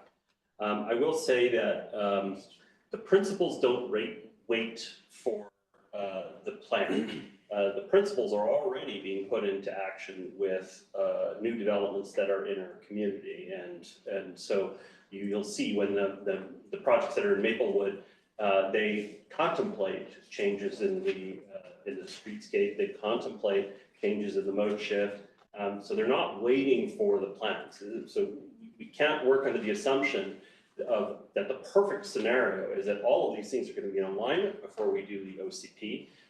Because we're already taking the principles into the projects that are underway anyway, and so this will get implemented in time when it's appropriate, but those principles are already taking place in the developments that are coming forward in the community. The last piece I would suggest is if one of the big hangups is, and you mentioned it a couple of times tonight, Mr. Taha, about the road classification piece. I guess my assumption would be that if there is a challenging road classification, that you can come forward to council with a variance to the road classification along the way. We don't have to wait for something specific. So if you have a gap in the system, if you have something you say, look, there's a strategic opportunity to make this change here, we can't wait for this discussion. Let's talk about it now. That I want you to know that there is opportunity to do that through you and Mr. Cohen, that we don't have to wait for the plan to talk about strategic opportunities along the way. Even as it may just be whether the sidewalk is 4 feet wide or 6 feet wide, or whether it's on the left side, the right side, or any other thing. If something comes along that you think is a strategic opportunity, don't wait for the plan. So with that in mind, and that we are seeking just initial comments on this process, I will continue on with second time speakers, but we do have another important item on tonight's agenda that I'd really like to get to and give some honest time to. So I will, but I do have Councillors Murray, Back, and Pope have signaled their intent to speak a second time. So Councillor Murray, go ahead. Thank you. And I appreciate your comments, Mayor, a little, because that's how we dealt with the last road classification, was we just dealt with it as an item needing to come to council to address an issue in the community, and that's how we dealt with it. I'd really like to also understand how this impacts the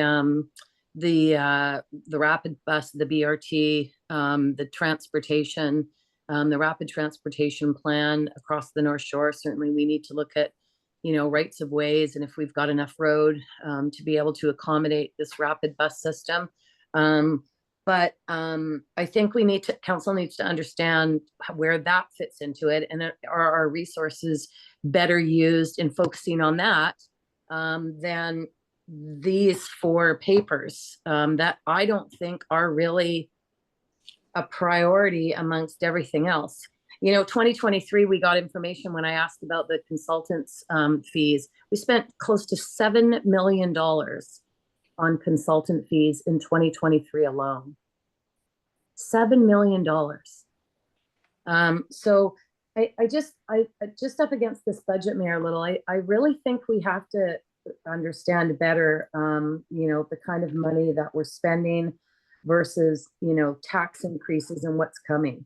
I heard that in a response from response to Councillor Ford's question, is this about policies within the town centers or in the outlying neighborhoods? And I guess that all depends on what the OCP is going to do in regards to the consultation that we're undertaking with the community as to where they want these additional units.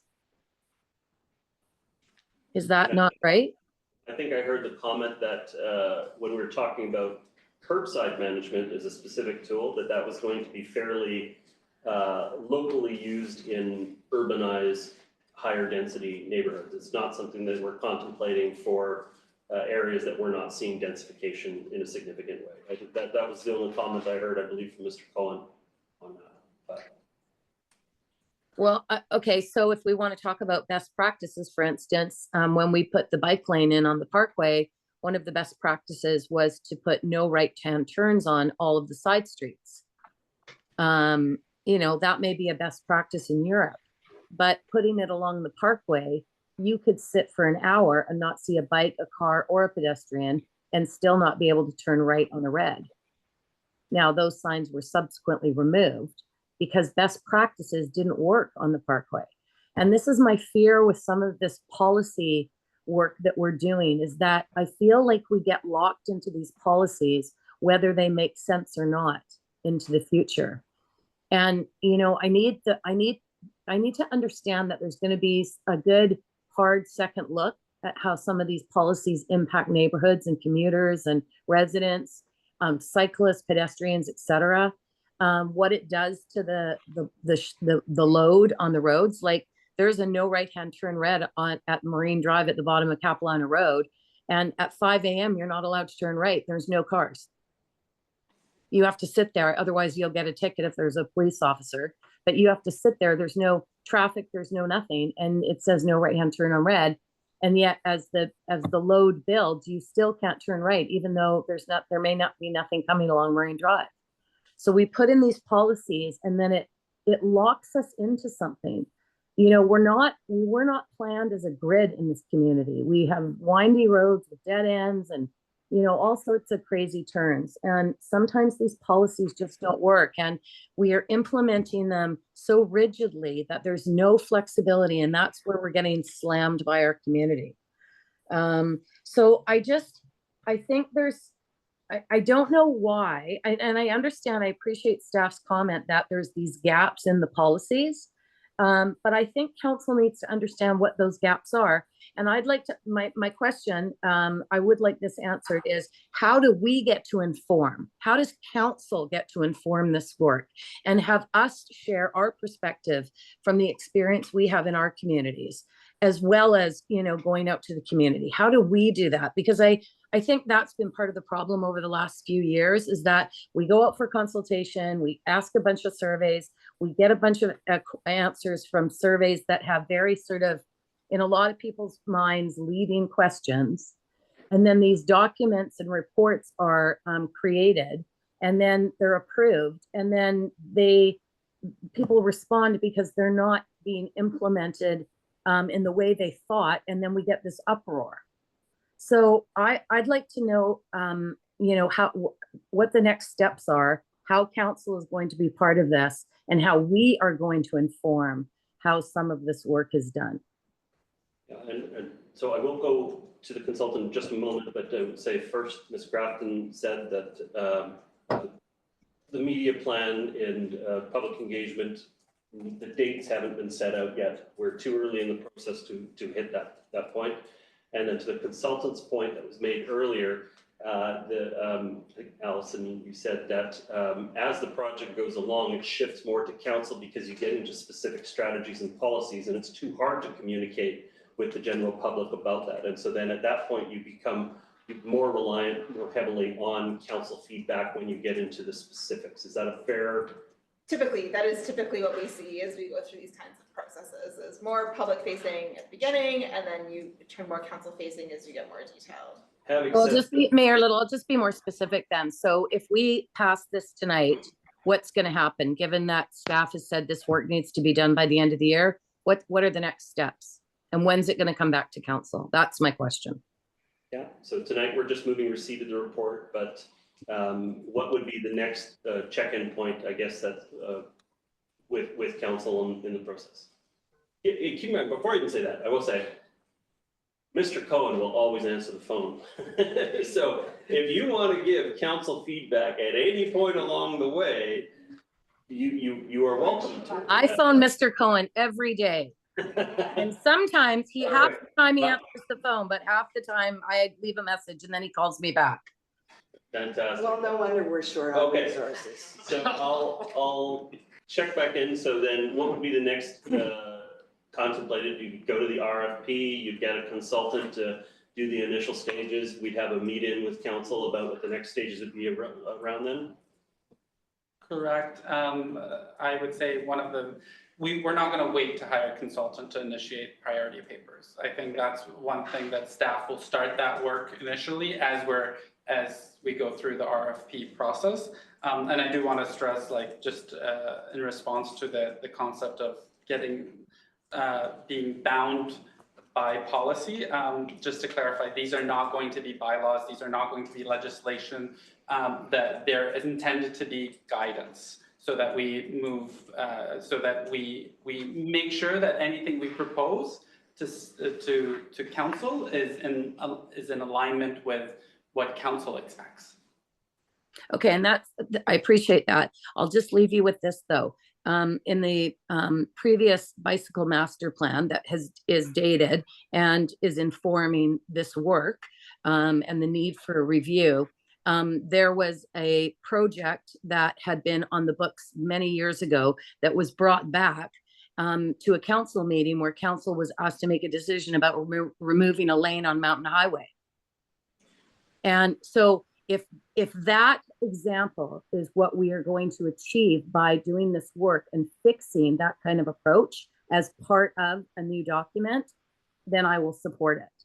But those are also some of the issues that are challenging from a council perspective, from a community perspective. We saw what happened when that item was brought forward on an agenda. The community blew up and said, you know, why weren't we told about this? Well, you were, but many years ago, and we just thought your comments were still valid. Well, you know, everything changes, and especially in the world we're living in right now, it changes daily. So, you know, our job is to respond to the community, and we need to be a part of this. And I have just felt like council, I'll speak for myself, I don't feel like I've been a part of a lot of the things that have been presented for us to make decisions on. And I want to go back to where we were an integral part of the decision making, town hall meetings, getting out and talking to people, understanding what the residents are thinking, rather than just using policy documents to say, well, we're going to do this in this neighborhood, and that's just the way it is. Mr. Cohen, did you have additional comments? Yeah, I think, you know, Councillor Mary through the mayor, just I think the other piece of the puzzle is one of the benefits of creating one holistic strategic transportation plan is that's also going to talk about how do we action it. And so that feedback right there that you just shared, Councillor Mary, in terms of like how do we make this a living document that both council, community and staff can continue in, whether it's investments or whether it's modifying policy, that's going to be one of the key areas of discussion as well as we go through this process of, okay, what have we heard from council? That's an example you just shared there, Councillor Mary. How do we fill that gap moving forward in the years ahead? So we've heard loud and clear in terms of what was shared back in November. That's been re-echoed this evening in terms of some key aspects. And as we go on this journey, that'll be something we keep in mind. So, and that's $1 million question, Mr. Cohen, and I'll leave you again with a comment by Urban Systems. That's how I started. Urban Systems made the comment that shift the mode to make it work for everyone in our community. It's never going to work for everybody in our community. There's always going to have to be compromise. There's always going to have to be middle ground. And there's going to have to be times where we say, we just can't do this right now because we can't do it. There's so many other priorities that we have to look at. So we really have to take a very broad view and a high level view of what are the priorities in our community up against the budget that we are dealing with and an increased taxation. Because we're living in a new world right now, and we have no idea what's coming down the line. It's not like it was 25 years ago, 10 years ago, 5 years ago, yesterday. So anyway, I look forward, I'll support this going forward, but this needs to continually come back and be checked in with council, from my perspective. Councillors Back, Pope and Mont. Councillor Back. I'll let Councillor Pope go first. Councillor Pope. Wasn't ready. There you go. I'll take it. Okay, go. Councillor Mont. Thank you. So this report is for information, and I think council has raised many issues that I believe staff have heard. And for me, there's enough here for staff to move forward. I heard tonight that there will also be check-in points along the way for council to give feedback and to ensure that the public's still on board. So that's good enough for me for now. Okay, thank you. Would any other member of council like to? Councillor Pope, there you go. Well, once in a blue moon, I call Mr. Cohen, as I did last week, about something that I thought was pretty important, which was this report, but also the federal government coming up with funding of $1.5 billion for TransLink. And at that time, it had just happened and we didn't have any information. And I just wanted to check in with you to find out if we've learned anything from TransLink as to where this money's going to go or any further important details. Yeah, through the mayor, Councillor Webb, still haven't heard anything from TransLink. Still bugging them in terms of what does it mean. I know the question that I'm receiving from a number of senior staff and councillors is, does that $1.5 billion over 10 years helping to support bus rapid transit? TransLink can't confirm that. BRT is not fully funded yet, but we are trying to get some more information. But ultimately, everything has to go through the Mayor's Council anyway, through an investment plan. So I'm assuming through that process, unless the Mayor wants to add anything else. So I'll just say that one of the express priorities is the bus purchase. And the bus purchase covers both bus rapid transit and conventional bus. And so our plan is to replace 400 buses in the fleet, and the PTIF funding will largely be going towards that bus. I thought the provincial government just came up with 500 million for a bunch more buses. They have contributed to the buses as well, but just to be clear about the capital and operating deficit, the operating deficit for TransLink is $500 million a year, so in our humble opinion, while we appreciate the federal government's contribution and the provincial government's contribution, both of them are about half of what they should be.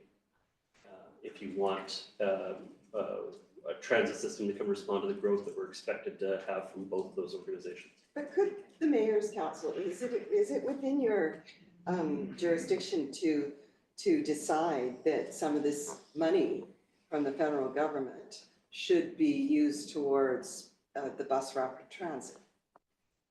Yes, yeah, but to do the bus rapid transit program, you need the buses, and so they're part of the capital purchase plan. That'll be these monies will go towards. Well, you need the buses, the stations, the land, a whole bunch of things, right? Yeah. Yeah. So that's good to know because you're on the Mayor's Council, obviously, so you can influence that, or the bus rapid transit for the North Shore, presumably.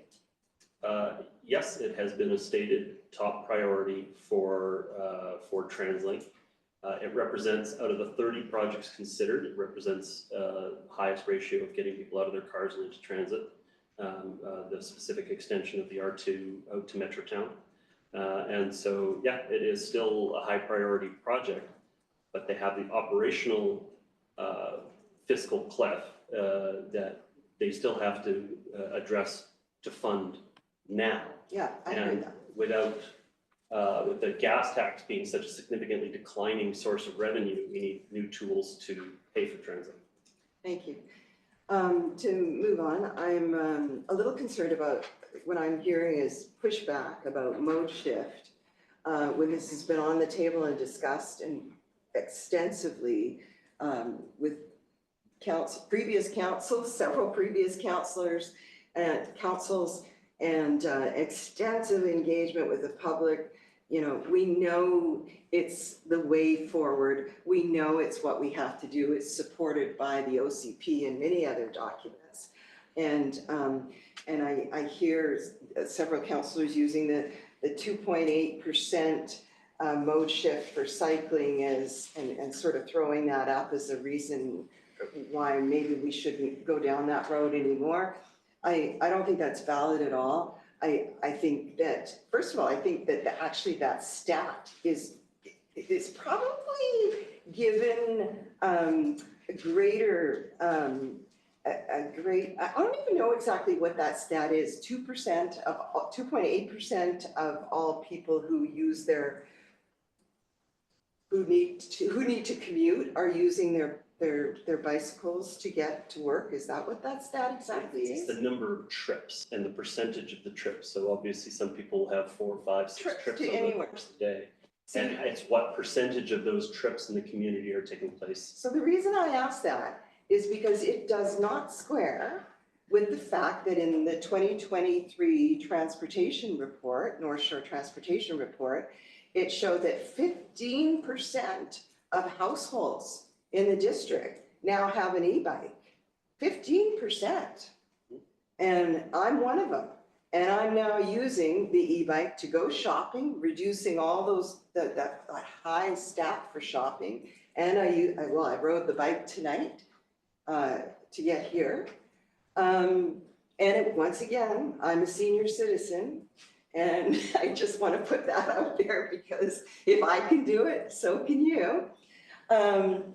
And so I think these are one of the contexts that have changed that wasn't mentioned in this report. We are seeing a huge shift in people using alternate forms of transport, including e-bikes. And that includes seniors, and it includes students on their scooters. Oh my goodness, that's another huge area that's also going to be using active transportation. So to keep throwing out this, only 2% of people are using bikes is just completely distorting reality, in my opinion.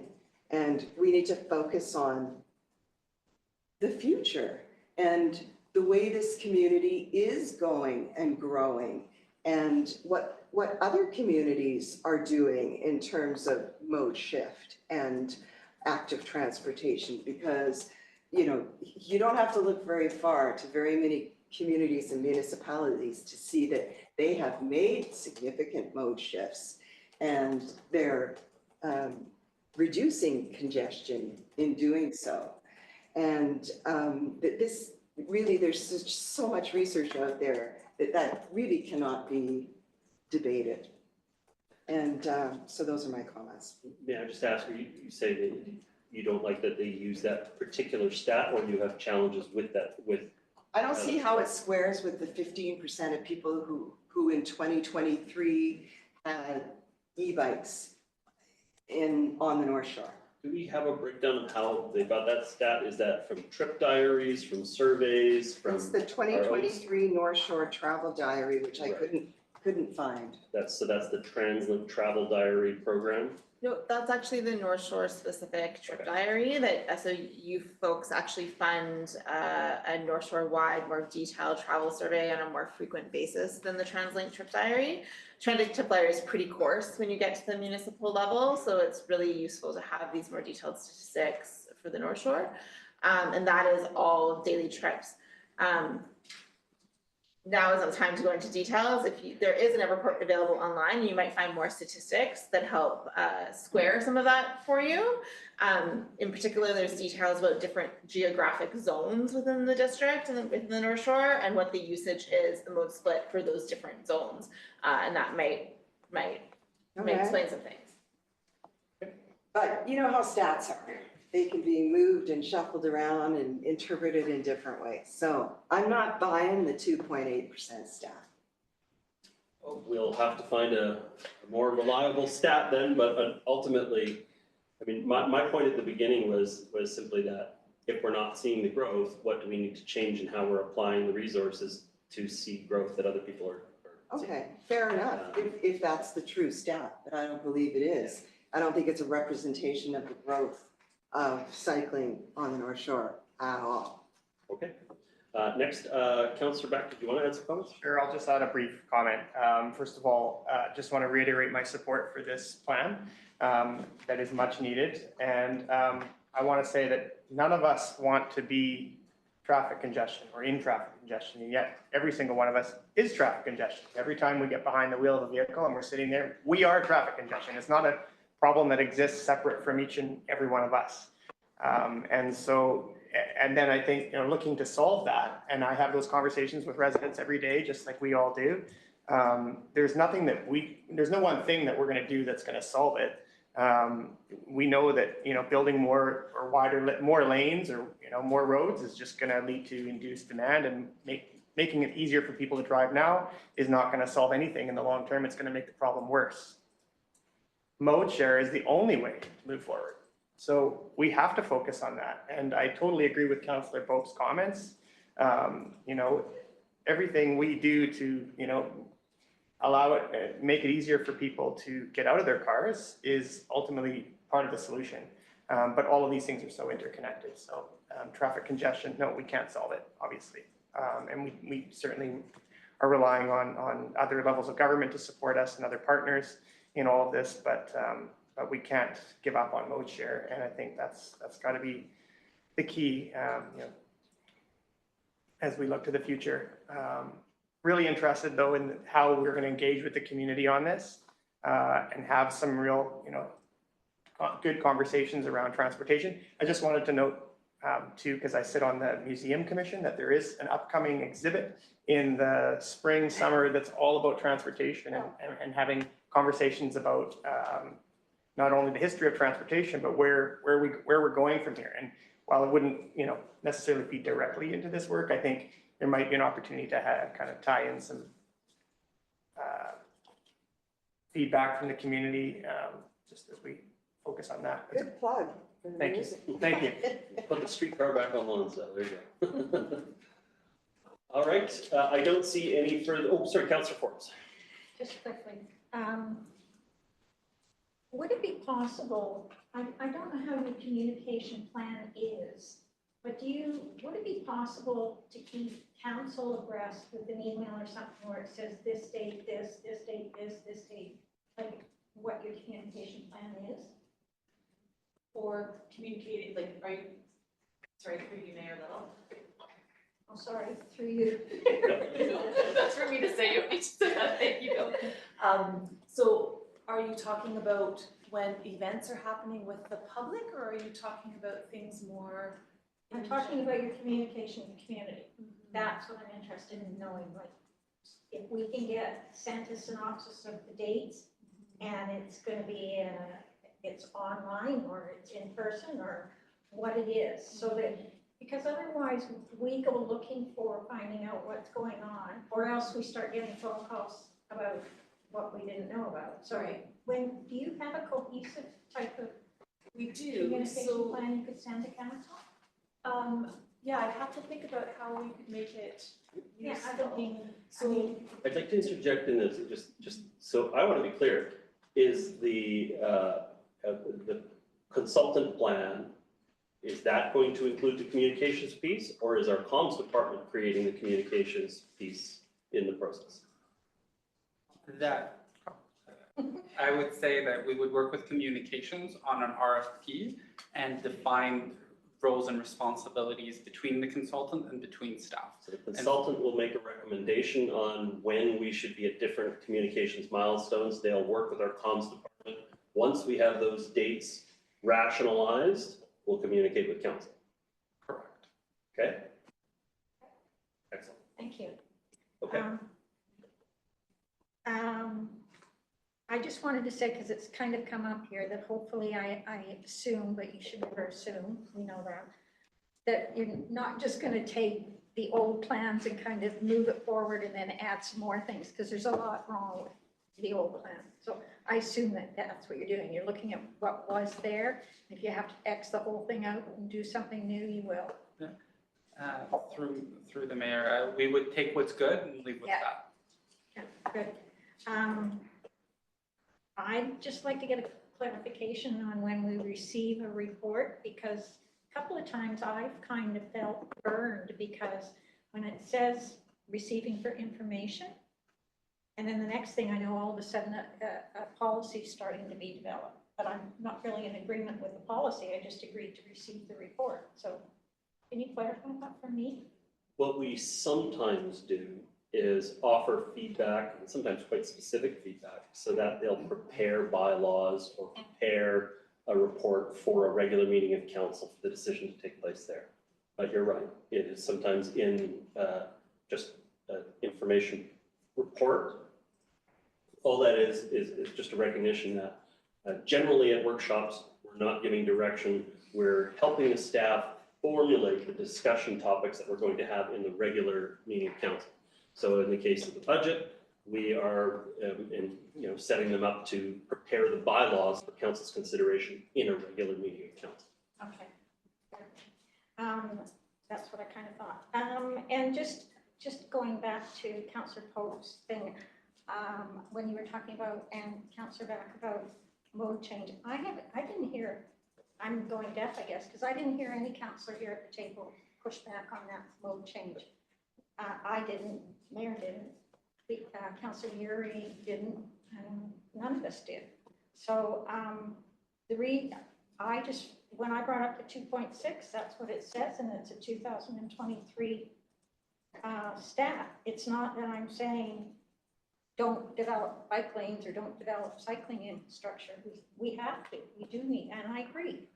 And so I think that was somehow taken out of context, because I didn't hear any councillor or mayor pushing back on trying to encourage motion. That's all. Thank you. I see no further speakers. We've had a really good go around of this. Hopefully there's lots of information for staff to proceed with. Okay, so I will move receipt. Will somebody second receipt? Second by Councillor Mott. Prepared to call the question. All in favor? Contrary minded? Motion is carried. Thank you very much, Council. Okay, moving on to item 3.2.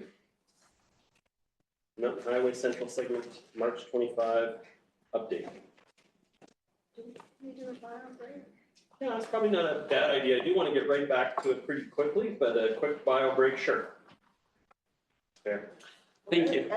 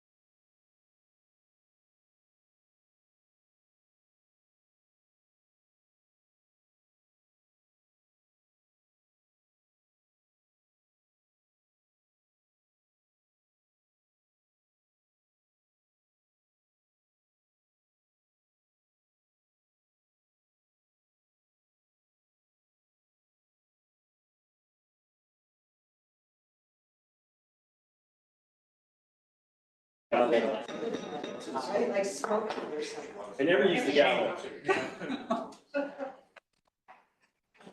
All right, I'll call this workshop back to order. To carry on with item 3.2, Mountain Highway Central Segment, March 2025 update.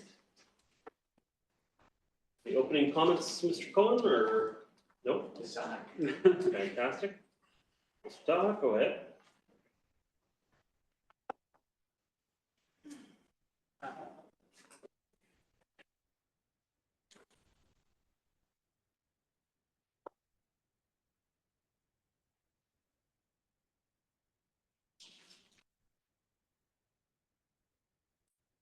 Okay, hello, Mayor and Council. Today's presentation is a follow-up of recent discussions regarding mountain highway safety improvements.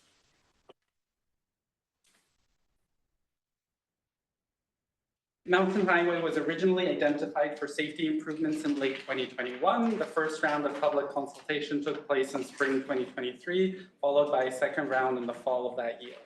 The Mountain Highway corridor was split into 3 segments: north, central, and south. The first phase, and the focus of today's presentation, is only on the central segment. The central segment of Mountain Highway is in dire need of repaving. For cost efficiencies, we'd like to coordinate safety improvements with repaving this summer, so we are seeking collective feedback and consensus on a revised approach. Nothing that we are proposing in today's presentation for the central segment precludes future decisions for the southern and northern segment, which staff will report back to council on. In November 2024, staff brought forward a proposal for the central segment of Mountain Highway, namely to remove one of the 2 northbound travel lanes in favor of left turn bays, curb bulges, and buffered bike lanes. The Mountain Highway proposal was referred back to staff to improve safety without reallocating travel lanes. We have a revised proposal that we feel achieves the original objectives of improving road safety without removing a travel lane. Specifically, we propose to make spot improvements at intersections, as this will give us the best return on investment, recognizing that most collisions occur at intersections.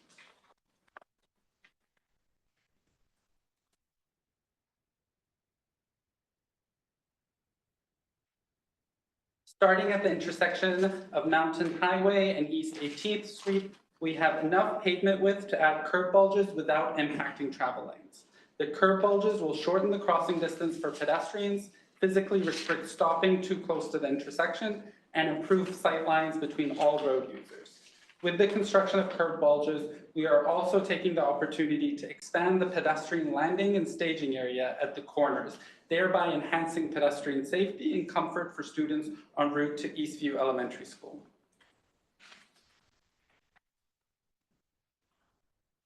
At the intersection of Mountain Highway and East 20th Street, we are proposing to introduce new northbound and southbound left turn lanes in order to improve sight lines and reduce the likelihood of a left turn opposing collision.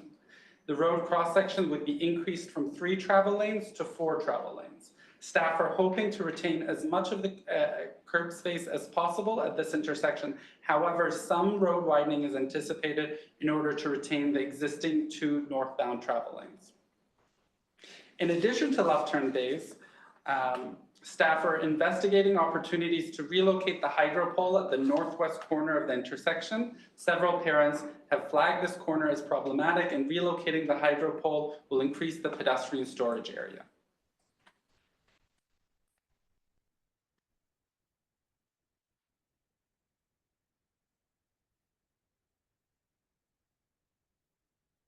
North of East 24th Street, Mountain Highway already operates with 1 northbound lane and 1 southbound lane. Currently, the northbound curb lane on Mountain Highway turns into a merge lane on the far side of East 24th Street. So that's this point right here. The northbound lane turns into a merge lane. Staff are proposing new left turn bays at the East 24th intersection, which can be achieved by moving the merge point conditions from immediately north of the intersection to immediately south of the intersection. So essentially, your inside through lane turns into your left turn bay. This is a cost-effective solution that only requires pavement marking adjustments, given that we are maintaining 3 travel lanes. Road widening is not required.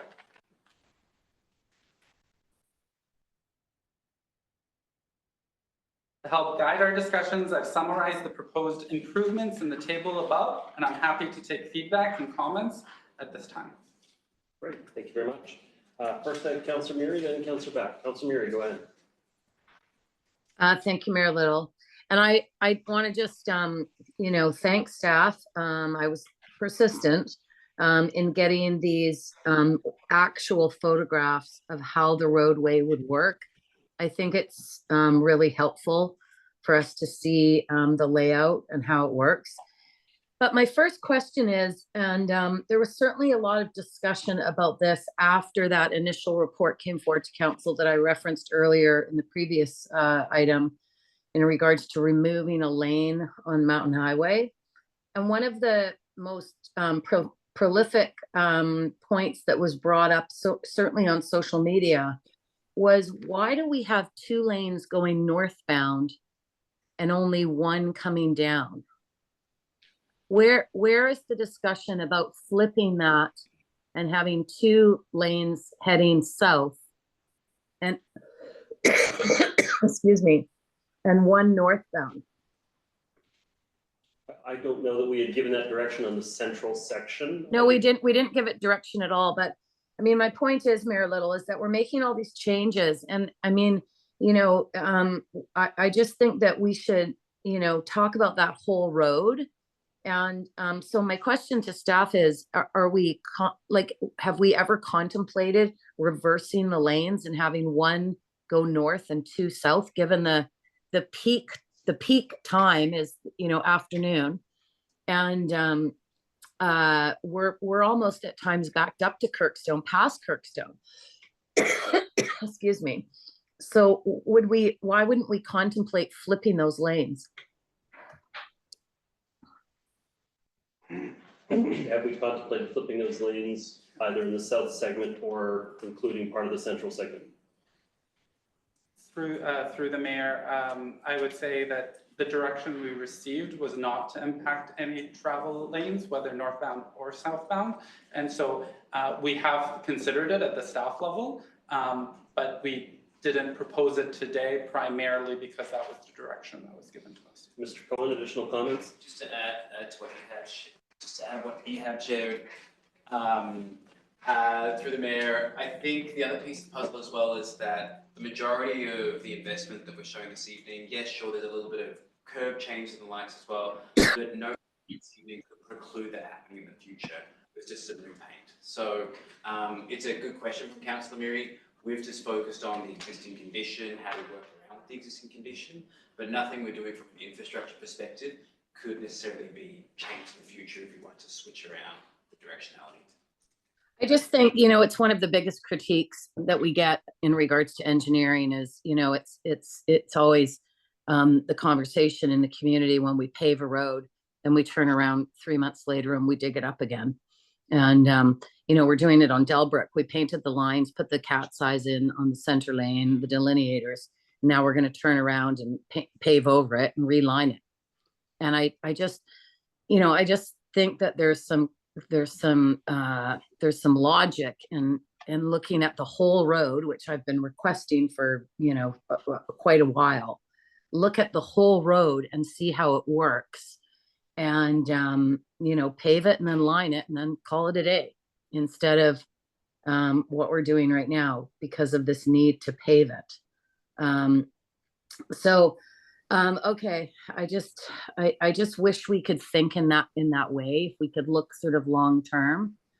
We've had, I note that there was the southbound area. We still haven't seen that return to us. And I thought that was sort of critical. But in regards to this section, I know that there's some significant concerns from Councillor Forbes, who lives in that area. I would support certainly 18th with the curb bulges for the school. I think is important, and so I'm supportive of that. And 24th, I think in regards to 24th, we don't even really know what the traffic's going to do coming out of Emery. You know, it's not built out yet. It's not complete. We have no idea what the traffic behavior is going to be like in that area. And so I would just, I think we should just sort of be cautious in regards to putting infrastructure in when we've got all of these developments building out and we really don't know what's going to happen. And then I know the, you know, the area at Kirkstone is kind of a tight corner. So I'll let Councillor Forbes comment on that because she knows that road better than any of us, being a resident of the community and a resident of Kirkstone. But yeah, I wish we could just look at this kind of stuff and do it once rather than, you know, paint it, line it, and then turn around and reline it. Those are my comments right now. Yeah, I will just go to one piece of it. Even the 18th Street one, does that in any way make decisions on the south segment? And I guess the question would be, what's your timeline on the south segment, Mr. Cole? So what staff are looking at from the south segment, as I'm sure council and the community is aware, it's a really constrained environment. And so one of the pieces we're looking for is that's a pinch point, obviously, you're getting onto or across Highway 1. What we're looking at as staff right now, which is why we need more time, is are there solutions that don't impact private property? That's what we're really trying to focus on right now. It's quite tricky. So that's why we have some of our key staff looking at what that looks like. We hope to be back to council in the coming months. I'm not sure if it's before or after the summer break. Correct. Probably after the summer Probably break. after the summer break at this rate, in terms of the southern segment. Matt, with an update.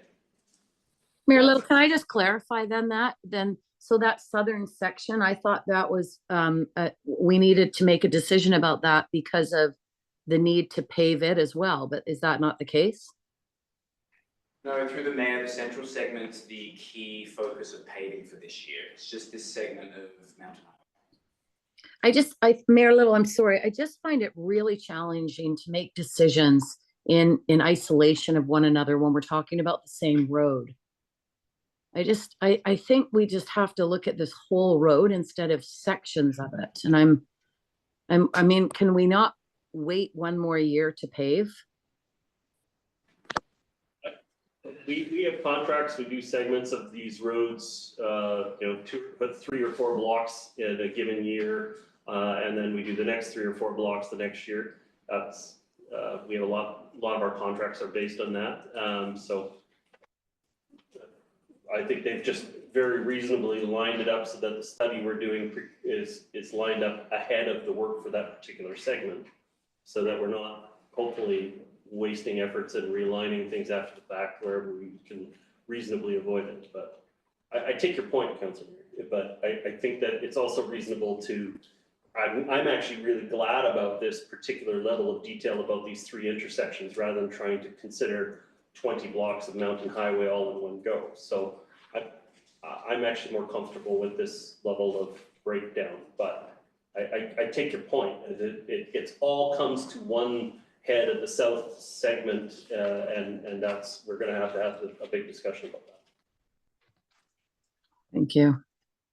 Okay, I've got Councillors Back, Ma, and Forbes. Thank you, Mayor Little. Thank you very much to staff for coming back. I think you have responded to the direction that was given in terms of improving safety in this central segment without allocating a northbound lane.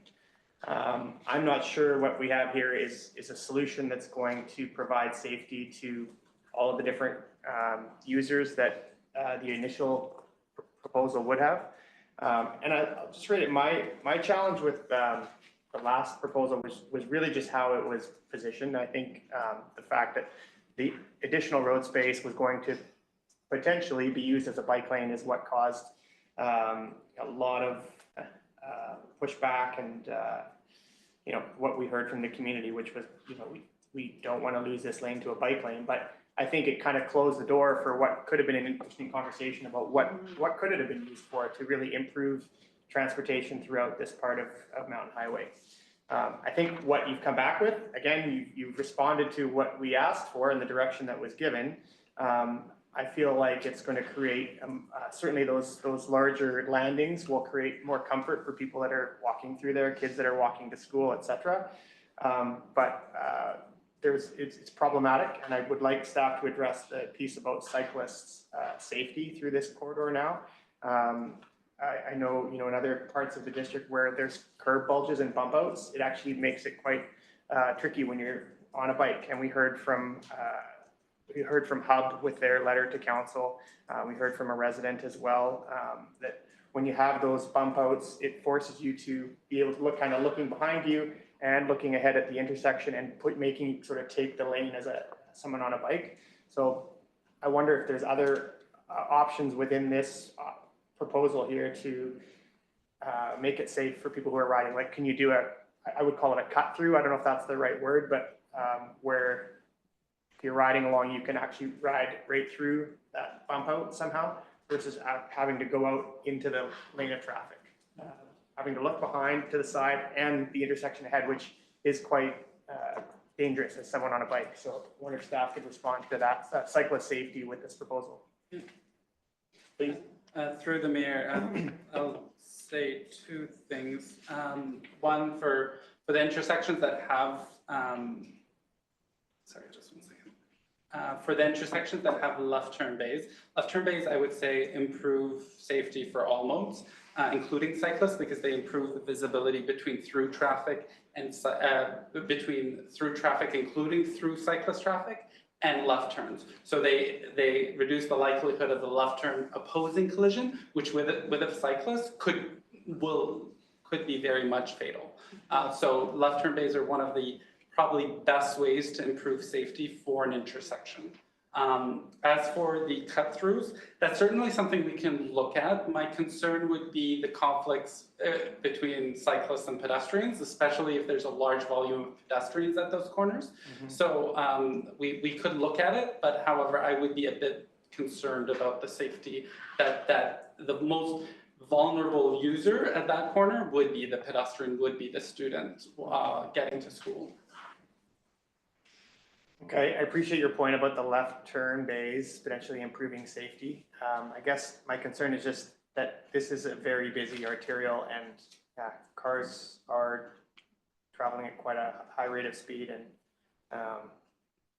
anytime you're pushing someone on a bike into a lane, it's potentially very dangerous and potentially fatal situation. Mr. Cohen, additional comments? Yeah, so through the mayor, on our current cycling priorities, there is a connection from Lynn Valley to Lynn Creek, either on the Mountain Highway corridor or similar. We've been focusing some work on the west of the corridor right now. Should council consider and support what's being proposed by staff in really protecting those existing vehicle lanes, that really puts us in a position of looking at a neighbourhood greenway, likely to the east of Mountain Highway. That's kind of probably where this would go. And I've heard from council generally that that's something that's maybe of interest. More discussion obviously will be needed on that, but with maintaining the existing cross-section, maintaining the existing travel lanes, we simply have space, but there is this idea of a Lynn Valley to Lynn Creek connection on or off Mountain Highway, and through this decision it would probably put it into that off Mountain Highway bucket, which is something that staff will certainly explore. And I totally support the off Mountain Highway options as being the focus as to where we should be putting our efforts. But if this is an opportunity to create a safer situation for people who are riding on Mountain Highway, and I'm certainly one of them who uses Mountain Highway from time to time. It's nice to get off Mountain Highway for sure, but I don't always want the long meandering route home. I want to get straight home just like everybody else. And sometimes Mountain Highway is the quickest way to get there. And I end up riding up the hill on the sidewalk, which is not pleasant, but it's certainly a lot better than the alternative. I just wanted to ask the questions if there was anything we could consider and maybe like a cut through if that's something you would take a look at, would be one option. Good. Thank you very much. Councillor Mott. Thank you for the report, or Matt, for the report. Just following up on safety issues. I just have a couple of questions. I want to clarify a few points. For kids who may be walking or riding to East Elementary, is it possible to implement a 30 kilometer speed zone along that section of Mountain Highway? Through the mayor, I would say 30 km/h zones in isolation don't really do anything.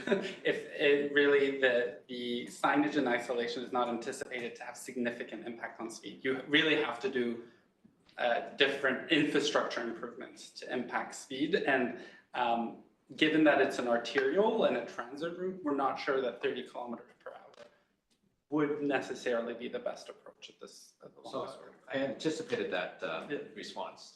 If you come down in front of, say, Thomas Aquinas, there's a 30 zone on the major street. Yeah, I got a ticket there once. So how does that work? No, how does that not work for us to have it on highway? Through the mayor, it sounds like we need a priority paper on pedestrian infrastructure and safety that tells us where to put speed limits. So I would say we need policy that directs us where 30 km/h zones are appropriate along arterials. Maybe the outcome of that discussion with council will be that in front of school zones, that might be something that we want to consider. At this time, in advance of that policy work, I think it may be premature to start signing specific segments of Mountain Highway. I would like to leave it on the table as an option. Okay. Rather not just have it dismissed. Because there are other areas that I notice lower speed limits on major routes. Through the mayor, I just wanted to clarify, I didn't mean to dismiss your comment in any capacity. I was just saying that I think we do need, this is actually one of the key questions I had myself starting at the district, was what are policies around 30 km/h zones? This on clarification in terms of signalization at the left turn. Is it an advanced green such that left turn first and then it turns red so pedestrians and cyclists can either cross the street or ride through the intersection without concern of being hit by a vehicle that's turning left? What kind of signals will be there for the left turn? Through the mayor, I assume you're referring to like a leading pedestrian interval or something that the pedestrians can go first before the... No, left turn, I come there and I'm a vehicle, I get a left turn light, I go first and then it stops this red, so then the pedestrians and bikes can go through. This is not a protected green situation. This is just it's open to turn left from the lane. Yeah. Through the mayor, I think that there would have to be other infrastructure improvements and signal changes, signal pole changes to make that sort of infrastructure. Is certainly something we can review. I don't think it would preclude the repaving project. Just needs to know where the travel lanes will go, and then through a future project, we could always change the signals through signal monitoring, through making adjustments to infrastructure. But at this point, we just need to know where the lanes are going to go so that we don't strike them in the wrong location. Right, but the lanes are... If you don't have enough gap generation, then you may have to set aside time with a protected green. But I think What is the protected? a protected green is when you have a flashing arrow. Yeah. So that you are the only high priority traffic going through the intersection in that situation. Right. We have lots of intersections where it's like Marine Drive's an example where it's just a green, it's just a turning lane that you just wait for a gap to come and then you turn. So if the gap generation is sufficient enough, you wouldn't need to do a protected green. But a protected green would probably make it safer for pedestrians and for cyclists. I was wondering about Depends on the that volume. myself. Is there evidence of that? Is there? Statistics? It depends on the volume, but Through the mayor, it's a balance. Protected phases will make it safer. That is correct. It's balancing that against also capacity. So we can certainly do that, but every time you add a protected phase, it actually delays the intersection. And I'm not saying this might be a very viable location to put in a protected phase. Not necessarily precluding that through repaving, but it's not a decision we necessarily need to make. And potentially, I'm thinking that it could be protected at certain times, like, not have it all day, because, we still want traffic to move, but maybe during the peak times for schools, right? Like, I'm hoping to have some flexibility in trying to, just see how we can address some safety issues. Mr. Collins. here. Through the mayor, we can absolutely look in terms of what options are there with signals. One of the challenges we have, like any municipality, is when we go into an existing location that say has a signal, and then we want to incorporate some of these new turning movements that we get used to today, we have to replace the whole signal. That can put you into hundreds of thousands of dollars. So when we think about trying to stretch our dollars as best we can, we'll absolutely go away and have a look in terms of saying, like, what opportunities are there to maximize the safety here, try and avoid a full rebuild of a signal. But that's certainly something that staff, through their detailed design beyond this, can have a look at. I'm hoping this time that we're developing this strategic transportation plan, when we talk about school safety and a pedestrian crossing, that this is something that's considered. Like, should we be looking at potentially a bigger solution? Like, you know, I'm sure every single school that has a light nearby will say, hey, we want the same thing. So, you know, yes, I'm throwing it onto the plate for you guys to think about, but you know, this might be the right time to think about that. Yeah, that's why I think both these agenda items kind of have a bit of a nice moving. Yeah. So just talking about signals, and I'm sure this will cost money too. I did talk to someone that represents Hub this afternoon as well, in terms of the curb bulges that Councillor Back mentioned, in terms of a cyclist going southbound. You know, when they approach it, they would have to maybe merge into the car lane. And I'm trying to think, okay, where else do we have another kind of safety issue like that? My first thought was, if you're heading across the Lionsgate Bridge on the south side, so on the Vancouver side, when you're near Stanley Park, cyclists that are commuting to work, the first turnoff, you can go around the Park Drive, but when a cyclist comes, it seems to get picked up by a motion signal, and there's a blinking yellow light. So any car that's going in there knows that, hey, there's a cyclist behind me. It's probably going to be expensive, but I'm just wondering, is that something that could be incorporated into where there's curb bulges? Does that make sense? Some sort of detection, do you mean, for cyclists? That's approaching the bulge section, such that the cars there can be warned of approaching bike. Through the mayor, I think all of these are definitely viable options, and we would I know there's going to be a cost. Yeah. Okay. I also received some additional questions from a member of the public concerning 24th Street. The southbound left turn lane onto 24th, it turns into a relatively narrower street that's sometimes crowded with church parking, and there's no sidewalks. We're just trying to understand the need to turn left when you're heading southbound on Mountain Highway onto 24th. And there was a suggestion that there's other streets that would be more conducive to getting into that part of the neighborhood, either 27th and 20th. I'm just wondering, did you look at the need for cars heading southbound to go eastward on 24th? Was there any traffic counts and stuff like that? Or? Going east, can you repeat that? Like right here, like it goes pretty narrow into this area. That's what they're concerned about.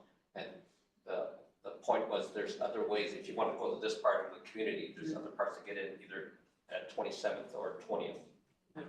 And maybe, you know, Councilor Forbes knows this area better than I do. Through the mayor, Same question. we definitely have traffic volumes available to share with, if needed.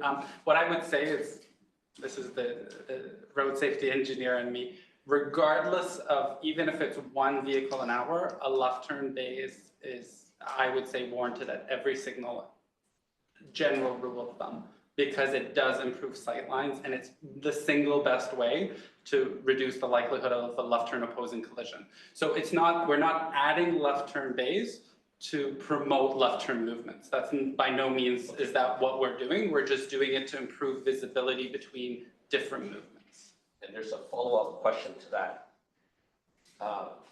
My understanding is that on the north side of 24th, there's a bus stop. So if there's what was 2 lanes now becomes 1 lane, a bus stops to pick up. what sort of impacts that going to have on traffic?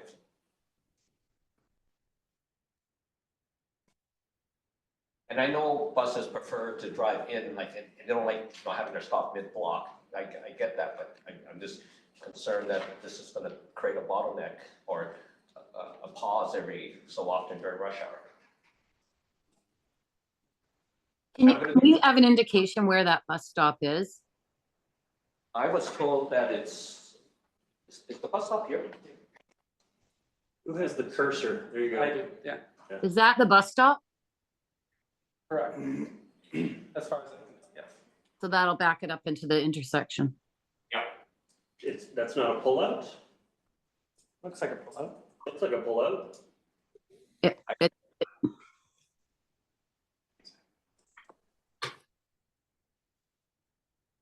That's certainly something I would take back and would want to look at it in more detail just to make sure. It's a balancing act. It might impact, the question is safety versus capacity. We would definitely look at that and weigh those, but I don't think it's not pull out. It's not a pullout, no. The all, Oh, you got it there. sorry. Google Maps says it's possible. Yeah.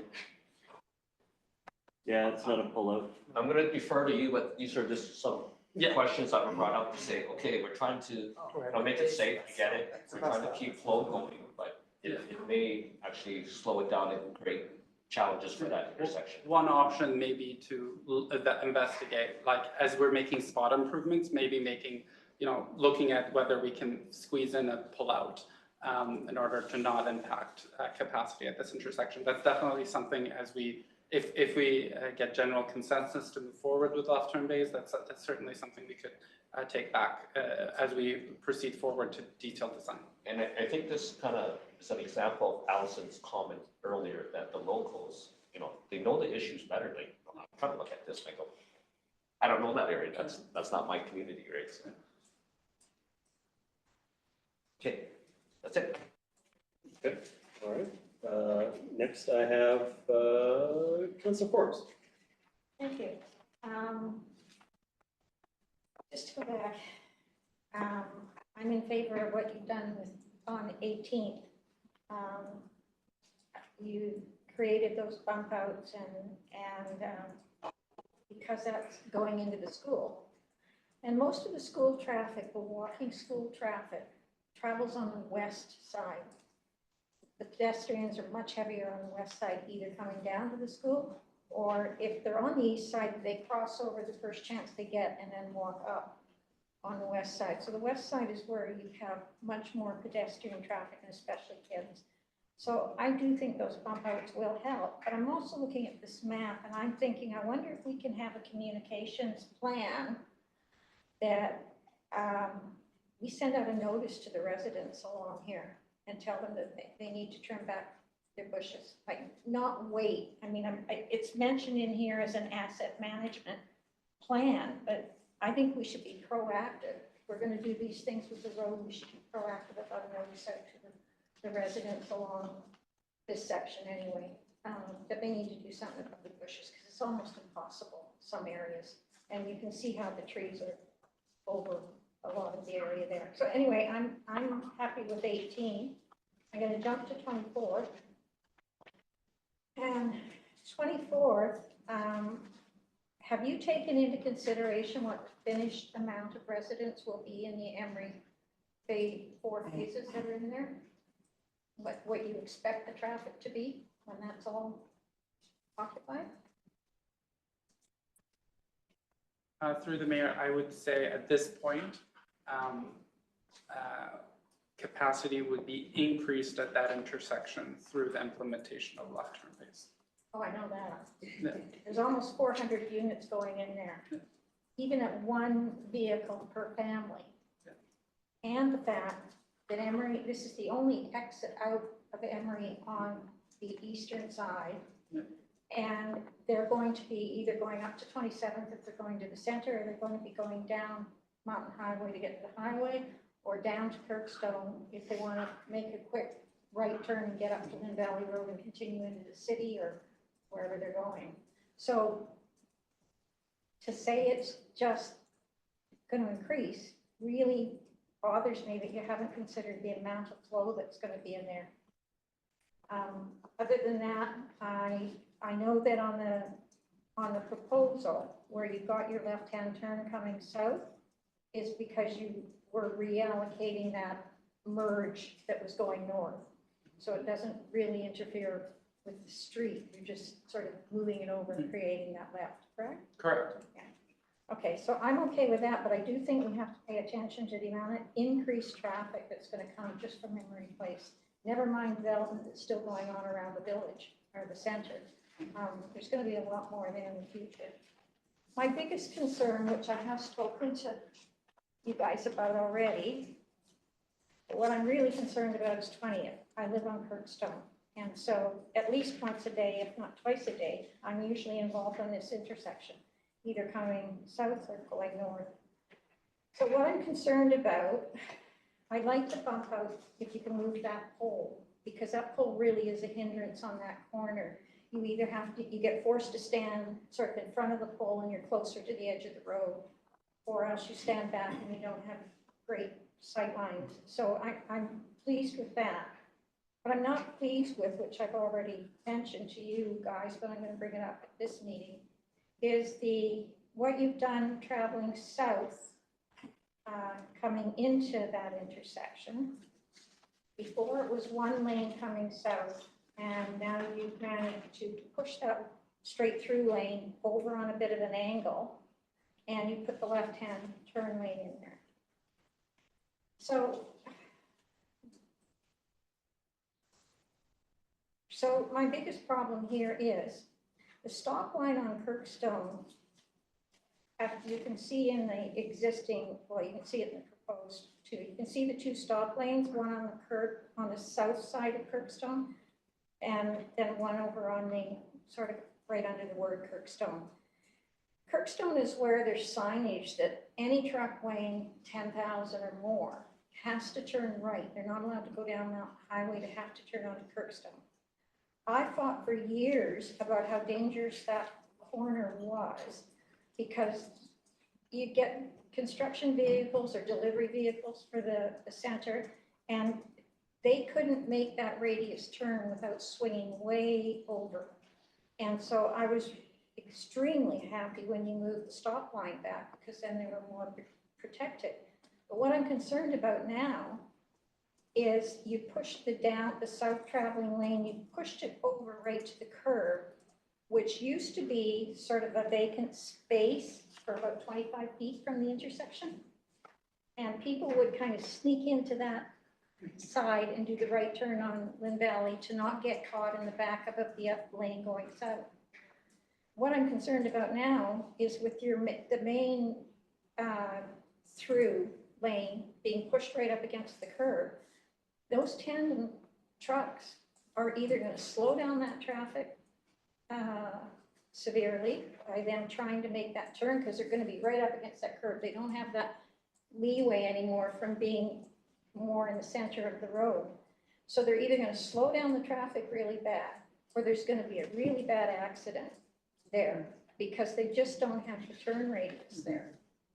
And I'm not an engineer, so I don't know the numbers, but I have the experience driving through that intersection. There isn't enough turn radius there. And so I just think you're making it safer, the curb safer, but you're making it more dangerous, because you're going to have commercial vehicles right there trying to do a quick right-hand turn like this, and you could have the kids stepping off that corner. And then I'm also concerned about keeping the traffic going, because when you get onto the south side of that intersection, there's a bus stop sort of right in the middle of Ward Mountain. And right now, the bus sort of pulls over to it. It's not a total pullout, but it pulls over, and there's enough room for the cars to come squeak by and still have a down travel south. The way this is lining up now, that bus is going to stop all the traffic. So between the construction or delivery trucks on the north side and the bus stop on the south side, you're pinching this whole intersection in the traffic flow. Through the mayor, I would say, tackle both of your comments about trucks and capacity somewhat separately. For trucks, I would say that the reality is that tractor trailers will need to probably occupy both lanes. They're currently occupying what is effectively 2 lanes. So I don't imagine that actually changing. It might be prudent for us to add signage indicating that commercial trucks may use both lanes. However, the reality is that it's very much likely that they'll need to straddle both lanes to make that turn, which is what they currently do today. So I would say that that's kind of probably the reality for the truck turns. As for the capacity, I did ask one of our traffic engineers to model the intersection with potentially a southbound right turn bay or with the left turn bays. And what we found was actually the capacity was improved with the left turn bays compared to the southbound right turn bay. So I think what we're trying to do is and all of that kind of taking a step back, why we're doing this is safety. And left turn bays have shown to reduce the collisions by 25 to 50%. That's what statistics have shown. And so recognizing the safety benefits of left turn bays, recognizing that capacity is also improved with the left turn bays, recognizing that trucks are currently straddling 2 lanes, I think I would strongly recommend to proceed forward with the left turn bays. Okay, I need to understand that because now we've actually made a lane for left turn there. Correct. So if you've got a couple of cars sitting there and the trucks come up, they'll have to stop, they'll have to wait. And there's not going to be any light control on this intersection, advanced light control on this intersection. Correct. So if you've got left-hand turn cars sitting there, then How rare is a dual axle or a tridem truck coming through that space? I get during construction when they're moving cranes around and stuff like that, but I've got to imagine that southbound on Mountain Highway, there's not a lot of tridems. But it's not just construction. It's not just construction. It's also delivery van, big trucks, van that should be able are to take taking that up to that. Can I interject with my own experience out there on Saturday afternoon? A truck went right over the curb. Already wasn't- with the width that we have. What? No. Already with the width that we have. Yes, this is my point. Your Yeah. point is a good one because it happens. It happened when I was there. I was too late to get the camera out. It wasn't a double axle and it wasn't a construction vehicle. I'm not going to say what vehicle it was, but it was a large vehicle. I'm curious. Canada Coast. Oh, yes, maybe, okay.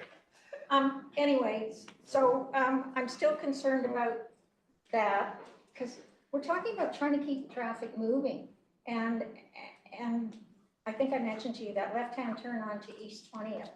You're lucky if there's 1 or 2 cars an hour that do that. So it will be left open if somebody wants to pull in, there, but that's not the purpose of what we're trying to set up here. And then the bus stop, you were going to say something about the bus stop below on the south? Yeah, South of the intersection? I was just going to say for the northbound, correct, the southbound left is a very rare movement. However, the northbound left is much more predominant. Yes. And when we fit in the northbound left, we have the space to do the southbound left. So it's kind of hitting 2 birds with 1 stone. We've created the space to do, unfortunately, we don't have the space to do left turns and right turns. We tried to make it work. We don't have the width or the geometry to make that work. So we kind of have to make a decision. The left turn bays provide the safety benefits in addition to the capacity. So whereas in the right turn bay would just primarily be the capacity. Just a comment about the left-hand turn coming up into that intersection northbound. Because there's 2 lanes going northbound, there's usually not a problem. People put that left turn signal on half a block away and the cars behind. It's like doing a zipper going on the Lions Gate. Everybody knows. They just move over so that they can keep going. It's got the light. So it's really not an issue there as far as, you might get 2 or 3 cars back up, but that's about it. So I still am really concerned about, I know this is best practice that when you have a left-hand turn on one side, you gotta have the left-hand turn on the other side. But I'm concerned about the bus stopping the traffic from flowing. And I'm concerned about if trucks are gonna try and go into the left-hand turn lane, you're losing your safety of the left-hand turn lane because you're leaving it up to them when they need to pull over, they pull over, and you're losing your safety factor somewhat there.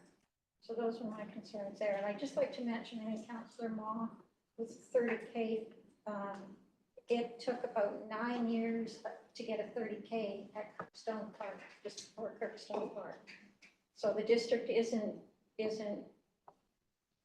hit and miss. I mean, it says right in regulations, it's supposed to be at playfields, and Kirkstone, I argued for about 8 or 9 years, and then finally Kelly Back was arguing about it, and she got it finally put in, not after I had.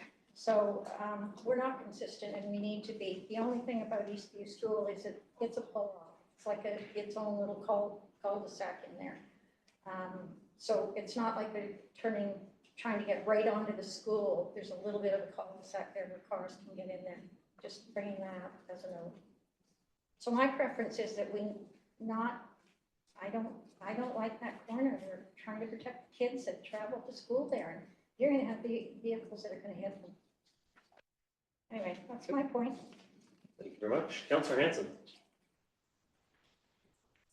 Yep. Thank you very much. Thank you to staff for the report, the proposals. Thank you to council for their comments. I don't have too much to add. I've listened carefully to all the comments. I appreciate everything I've heard. I do propose these intersection changes, the 3 of them put forward here, as a reasonable use of road space, given the options available and the compromises that need to be made. I would support Councillor Ma's proposal of looking at a 30-kilometer zone for this stretch. That is something that perhaps we could look at, and with appropriate enforcement, it could have some safety benefits. And obviously, we're going to have to monitor how these changes work out in practice and be flexible and consider further changes possibly in the future as the road system comes together, as more and more cars come out of Emery, and as circumstances evolve. So thank you very much. Thanks, Councillor Hanson. Just my own comments on it. I'm generally supportive of all 3 proposals. I hear Councillor Forbes is concerned about the southbound to westbound turn movement. You know, if we're creating a safe place that's people have an expectation of safety with the bumped out pedestrian piece, then we have to be careful about what traffic we direct at that spot that may cut it short. So maybe there's things you can do with the profile or the angle of the area of refuge to make sure that a truck turning around the corner wouldn't bend over that space. You know, because you don't have to have a hard corner. You can have the corner set back so that people know they're safe there, and then the truck making the turn isn't going to end up cutting that space short. You could push the pedestrian back so that it's still safe in that area. So I'm open to that in that spot. I think you probably in that spot as well, you should probably consider moving the bus stop a half block down the hill, because where it's at, you have people making turns in the intersection directly into a spot where a bus may be fully stopped, and so you probably will have quite a bit of traffic backed up into the intersection. Whereas What intersection is that, Mayor Little, that you're talking about? South below Kirkstone, so southbound on on 18th. There's a bus stop below Kirkstone that is immediately below the intersection. And if you go another half block down, you actually have a lot more road width to move traffic around it. The question I had was up at 24th, where you're going from 2 lanes down to 1 before the intersection, because obviously you're going to move everybody over to the right-hand lane. What does that do to the gap generation if you have, sorry, it just means it's 10 o'clock. we have all of that northbound traffic in one lane at that spot, and it's just been compressed to one lane. How much will you have any gaps forming in it, or is it just gonna be a big block of traffic at peak periods? Normally, if you have two lanes, they'll sort of space themselves out over time and you'll get gaps forming and whatever else. When they've just compressed down to one lane, you probably have a pretty solid line of traffic that would be hard to enter that traffic space. Through the, not through the mayor. Yeah, it's signal timing is definitely something we can take back and look back in more detail. Certainly, you're correct that the majority of traffic, looking at the volumes, is heading through. I would say that they have to merge in either case. So this might be safer in terms of like merging before the intersection rather than people trying to merge through the intersection, which might happen. So in terms of safety, I would say that that this would be a safer configuration, but we'd certainly look at how much time that we give a green phase to go through that to alleviate some of that northbound through. And in all of three of these cases, the east-west traffic would be fully signalized, or any of them a stop sign or some other variation of it. I mean, obviously Kirkstone's already full signalization both directions, east and west. 24th is too. 24th is, Yeah. but it's. But when you get down to the school, it has to be activated if somebody. It's a pedestrian control, and so it's a stop sign. Correct. So that would be upgraded to full signalization, or would it stay as pedestrian activated? Currently, it would remain as pedestrian activated because, but with the curb ball just to shorten the crossing distance, which actually makes it more efficient because then the pedestrians don't need as long to cross the street. So that actually is good for traffic capacity as well to reduce that crossing distance. Why wouldn't you have a full signal light there? Isn't that safer? It's certainly something we can look at. I would say that typically signals are installed according to national standards. So the volumes and the traffic volumes would need to necessitate a traffic signal. And so at this time, as far as I know, that the traffic signal isn't necessitated. A pedestrian signal is. And that's why it's been installed historically. But this design does not preclude a future signal. Should we have budget? Should it be warranted? Should that be the primary? But also if it's fully signaled, that means there's a group of traffic that doesn't stop.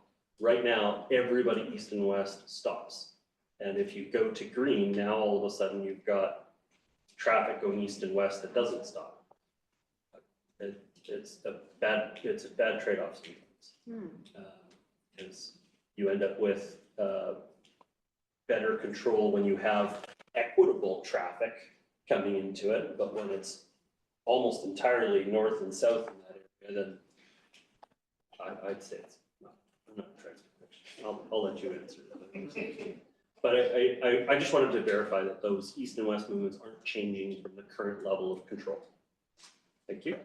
Okay, next speaker I have is Councillor Miriam. Okay. Thank you. So I just wanted to say the 30K, you know, I have no problem around the school. The reason it works at St. Thomas Aquinas is because there's a regular, for decades, there's been regular enforcement by the police. That's why Councillor Pope got a ticket. Because you never know when you're going down that hill or up that hill if the police are going to be there. And that's what, you know, changes behavior.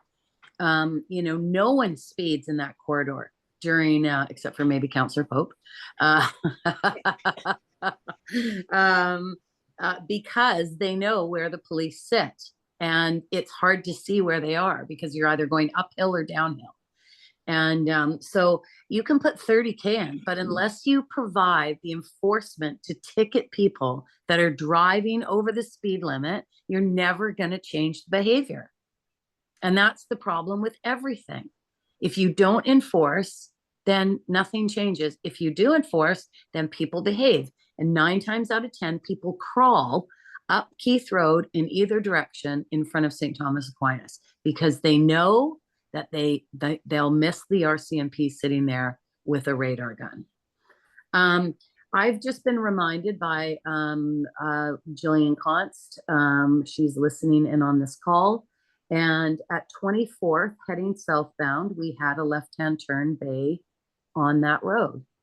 A few years ago, that was removed. And now we want to put it back in. I have a problem with the 24th Street configuration.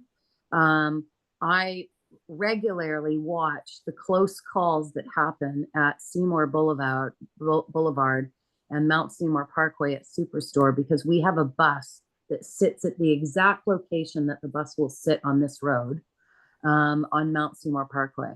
And it is constantly that people, when they go through the light, if the bus stops, they try to move over and then they try to gun it if they get stuck behind the bus. And it makes everything way, way more dangerous than if you just left the configuration the way it is now, heading northbound. I just think keeping those buses closest to the intersection and then having one single lane, people are in such a rush, they're speeding, they're not paying attention, and they're trying to beat the bus, they're trying to go around it. They'll go into the left-hand turn lane that we had, and then we took out, and now we're wanting to put back in, just to be able to avoid waiting behind the bus. And then you've got people sitting in the intersection, and that makes it. So I really think we have to look at that East 24th. And I think it's, I can't remember who brought up that bus stop, but that's a really good point. And I think we need to look at that. And then, I'm hearing, I think Councillor Forbes said it, get the residences to cut back their hedges. That can help a lot with the sight lines, but there is certainly a concern about that curb bulge at Kirkstone and Mountain Highway, and how are drivers going to behave if we're already seeing people, drive over the curb, as Councillor Popes pointed out. What's going to happen if we make it even tighter in there? We're trying to create safety, not make it worse. So, this is where the one size fits all gets me a little bit, because it doesn't often fit all. Their roads behave differently. So I just don't, the left-hand turn bay going on to 24th, I just don't know if there's the volume in there to justify it. And I think the impacts of having a bus stop, 20 feet past the intersection is far more dangerous than, allowing a left-hand turn lane to exist where one is needed. And certainly since we had it in there before and we took it out, obviously we agreed that we didn't need it either. So maybe we should maybe we should think about that one for a bit. But certainly the improvements for 18th, I think we all agree. I'm just not sure on the other two. So maybe staff can respond in regards to the issue around the bus on 24th and the curb and 20th. Through the mayor, I think an action item from this workshop is definitely to reach out to Coast Mountain Bus Company and see if there's opportunities to relocate that bus stop so that we get the safety improvements of the left turn bays, and while also looking at opportunities to relocate. I can't guarantee anything without talking to Coast Mountain Bus Company, and we do need to meet our paving window. So the other option would be just to proceed forward with replace like for like, which I don't think would really meet our safety objectives. Will you check out the bus stop? Yeah, I mean a bus. Both. Yeah. Yeah, both. I think we should check on those things and then report back. I'm just not sure I understand that the implications for safety in regards to 20th and 18th, that's pretty clear. I'm not sure where the rationale came for on 24th. And I'd like to understand why, when we had that original left-hand turn bay, and why we took it out, because the configuration of 24th to 27th is relatively new. It changed when, we began the development at Emery. It used to be 2 lanes heading north, So I think that's a bit of information we need to get back. I don't want to dare to challenge Jillian's memory on that particular issue. Maybe I we'll think have that's very wise time. of you, Mayor Little. But I do have the street view images from back to 2007, and there was no left turn bay. So it must have predated 2007, if that's the case. So it's been without a turning bay for quite a long time. But, Well, we should still look at why we in took it out. priorities, the reason for removing it, maybe it had changed, I don't know. I've got Councillors Pope and Forbes. Thank you. So one of the things that's come up during this discussion for me is, why do we have to have a left turning lane at all? Why can't we just have no left turns? Why can't people access that side of the valley through other main arterial routes where there are streetlights? Is that an option? Yes. Yeah, Mr. Cohen? Yeah, so through the mayor, the key interest for us is to not hinder access in and out of the community. Yeah, but this is about safety, right? So if it's about safety and that most of the crashes are in that particular scenario, left turning, then, you go to many other municipalities, especially the city of Vancouver these days, and it's just one ways everywhere and no left turns and no right turns and all of that. And it keeps the flow going really well. And people find other ways to get there. And let's face it, there's all kinds of other ways to get to the other side already. There's all kinds of cross streets and roads. Sorry, I really didn't want to cut you off. No, that's fine. I think for me, you're bringing up a point that's like a big component of tonight's discussion on this agenda. Right? This is really about trade-offs between mobility and safety, right? We don't have the space or the ability to be able to capture everything and all the desires. And so what staff have reported back on is really trying to balance. We want to try and maximize the safety improvements in responding to what council gives direction in November. But at the same time, we also want to maintain resiliency in a road network because we don't have a big grid network. And so trying to maintain access and that resiliency is kind of why we're trying to still protect these movements. We're obviously always welcome to get new direction from council, but we were trying to limit the scope of change to this corridor. And we thought this was a good balance between safety and mobility that we've shared. But just looking at 24th, where we're obviously going to see a huge surge in traffic coming out of the new Emery development, like if you just kept that as the one lane that it is southbound, and not had a separate left turning lane there, and not had and make it no left turns, then that's it seems to me it would be better flow just in that one section where we're expecting much more.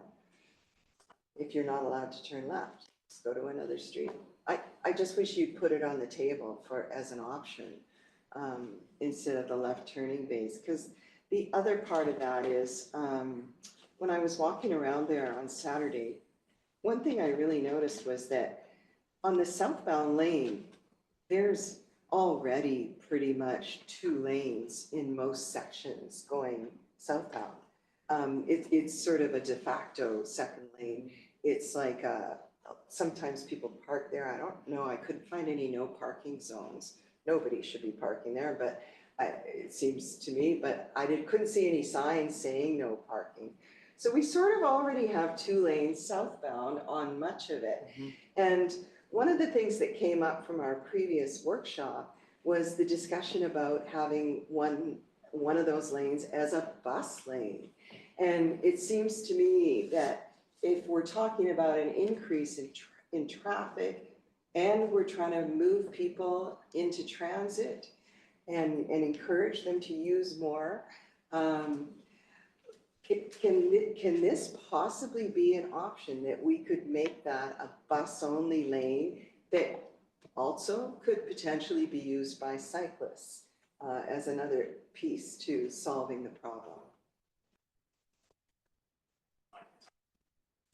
Yeah, so through the mayor, in terms of the The bus component. From our understanding from staff, Transit doesn't have an interest in doing upgrades along Mountain Highway for those transit services. Transit doesn't have an interest in what? Transit at this point in time doesn't have an interest in further improvements for the Mountain Highway corridor for transit. However, there are long-term plans for potentially Lynn Valley roads, connecting Lynn Valley to Waterfront via Lonsdale Quay along the Lynn Valley Road corridor. So in this area, in terms of where we foresee transit improvements, such as what you're talking about for transit lanes or the likes as well, we could see that Lynn Valley Road is probably more of the front-running candidate for TransLink as opposed to Mountain Highway. Why do we need TransLink? Sorry? Why do we need TransLink to say this is going to be our dedicated bus lane? Well, so if I may, where we need dedicated bus lanes is where buses are getting caught in congestion. This isn't where buses are getting caught in congestion. The buses are generally traveling with the flow of traffic here. The areas where we need to do the extraordinary measures to create bus dedicated lanes are where the buses are being held back in their rotation because of congestion. South of this, that's in play. The south segment, there's no question that buses are getting hung up in the traffic that's turning to the highway. But in the central segment, I'd be very surprised if there's generally buses that are getting caught up in this section for I think it's something to think about, though, because it goes to your point earlier about getting more people onto transit. You got 400 new units going in there at Emery Place and a whole bunch more around Lynn Valley. And, you know, are they happy with the bus service that goes from Lynn Valley down to Bibbs or down to Sealand? No, of course they're not, because it's not frequent enough, it's not fast enough, it's not all of those things. So these are the questions that go around in my mind. I'm not saying we'd necessarily, I'm talking about, I guess, building for the future, because the future population in Lynn Valley is going to grow, and we want more people to use transit. Well, that's not going to happen if we just fill it up with cars and more lanes for cars. It's just going to make it more congested ultimately. So I think there's more that we could do with that space southbound than putting in left turning lanes. I think we could leave it as a nice big space for what it is now if we're unable at this point in time to make a decision about having a transit only and cyclist only lane. But I think it should stay on the table as a consideration for the future. And I don't truly see the need for a southbound left turning lane onto East 20th or onto southbound left turning lane onto East 24th. I think they could easily be, that could be abandoned, keep the road nice and wide for future safety considerations and or transit. And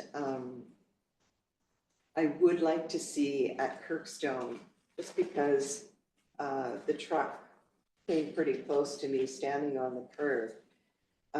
If we kept that area, sorry, that raises another point. Coming up from heading northbound up to Kirkstone, up to turning left at Kirkstone, we've created a whole extra lane to turn left there. And people already use the lane, the inside lane there to turn left onto Kirkstone. And there was no problem with that. Like, people were just going around in the one lane that remains on the right-hand side.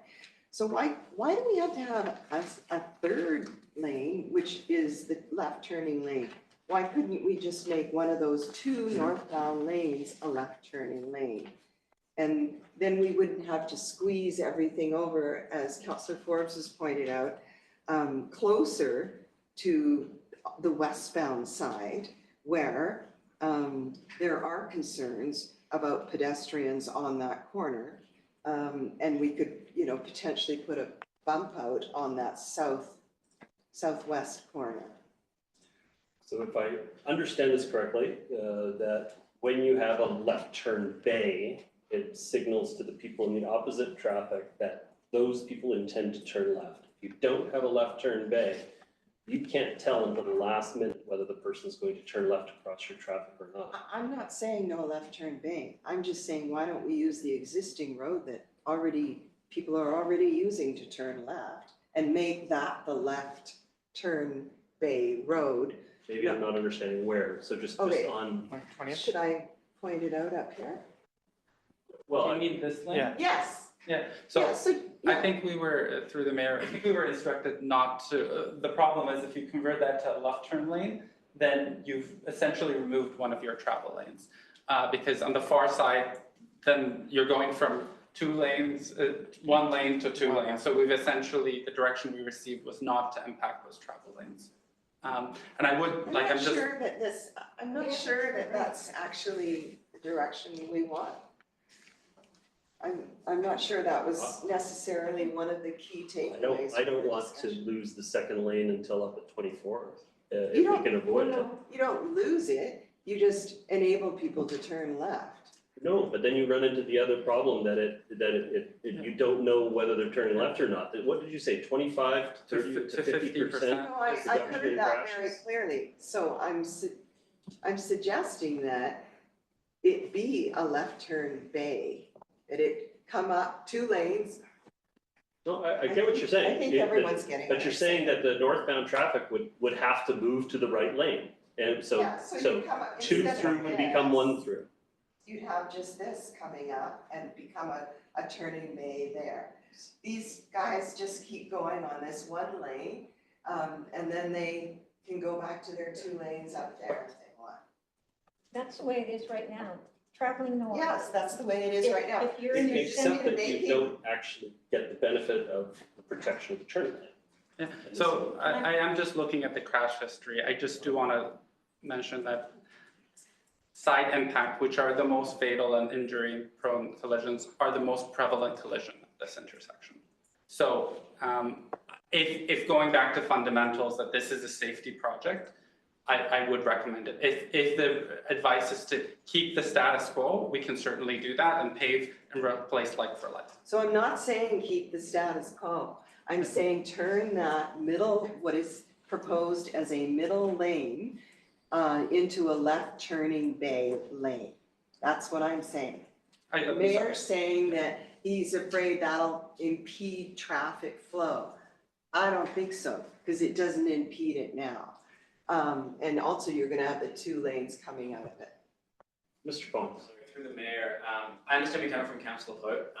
From staff's perspective, we were directed, from my understanding, not to do that. So that's why we haven't provided. It wasn't my direction, that's for sure. It was the your council's direction. Councillor The Ford? council's direction was not to do road reallocation. Oh, the road reallocation. That's what and the that whole is. corridor. That's what that is. So staff followed the direction given by the council. Okay, so technically, yes, Yeah. but now we're coming back and finessing it and making it better and making it safer. That's what this exercise is about, correct? So, Can I add something in there just for you? yeah, What I've heard in conversations was that if you have a left-hand turn going one way, you have to have a left-hand turn going the other way so that you maintain that sight line. no, No, I'm trying to be on your side, what you're saying here. Maybe I'm getting confused here. But there's, like I said, there's no problem. The 2 lanes going north, the center lane that needs to stop and hang a left on Kirkstone, there's no problem with people zippering in like we learn how to do on Lionsgate Bridge. And the other thing I would say is, if you guys, or staff is, sorry, I shouldn't say you guys, if staff is concerned about sight lines, I don't see the left-hand turn lane going down East 20th as needed. And as I just explained, the left-hand turn lane going onto Kirkstone needed. So if you eliminate both those left-hand turn lanes that have been inserted there and just put it back the way it was, it will function because there's very few people turning left going south onto 20th. And there's the most people turning left is coming north and turning on Kirkstone. And they do it quite fine. Like I say, they see people put their signal on and those cars behind them move over. Would that preclude, are you saying that precludes having an actual turning bay? Sorry, I need to intercede here for a moment. We need a resolution to move, to continue the meeting beyond 10:30. Will somebody be moving that resolution? I'll move it. Moved by Councillor Pope, second by Councillor Forbes. I'll call the question. All in favor? Contrary minded? Motion is carried. When we get to 11 o'clock, our policy is it's a unanimous decision of council to extend beyond 11 o'clock. Can you So be on the speaking list? you just spoke. No, I was responding. Yeah, Sorry. I'll come back to you after, but Councillor Murray and myself have been waiting in a queue for a long time. Oh, no, I'll come after you guys. Yeah, so, okay, so, again, restating my position, I like the three options, the way they're generally laid out, although, as I said, at Kirkstone on the northwest corner there, I do think that maybe we have to talk about profiling it a little bit to make sure that people know they're safe when they're there. As it comes to getting rid of left turns, I'm absolutely opposed to that in this stretch. I understand the necessity to do it in some places like Marine Drive, but generally speaking, we want our community to be able to get us home as directly as they reasonably can. We don't want to send them through circuitous routes, through side streets that don't have the capacity to handle additional cars. We want them to be able to get directly to where they're going, and no left turns has to be justified, in my view, if you don't have the space. So, like I said, Marine Drive, and please don't interrupt. I didn't interrupt you. Please don't. So, in my view, I'm just sharing my opinion on the matter, that when we decide to do a no left turn, it has to be because we can't find an reasonable alternative to it. I think the community would be shocked to hear us proposing no left turns along this corridor, all of a sudden making it so people have to find very long routes through side streets to be able to get it. Many of these streets don't even connect like that if you're coming off of 20th to the east. We already have the very unfortunate circumstance that anybody coming to this neighborhood is actually not served by the highway off ramps.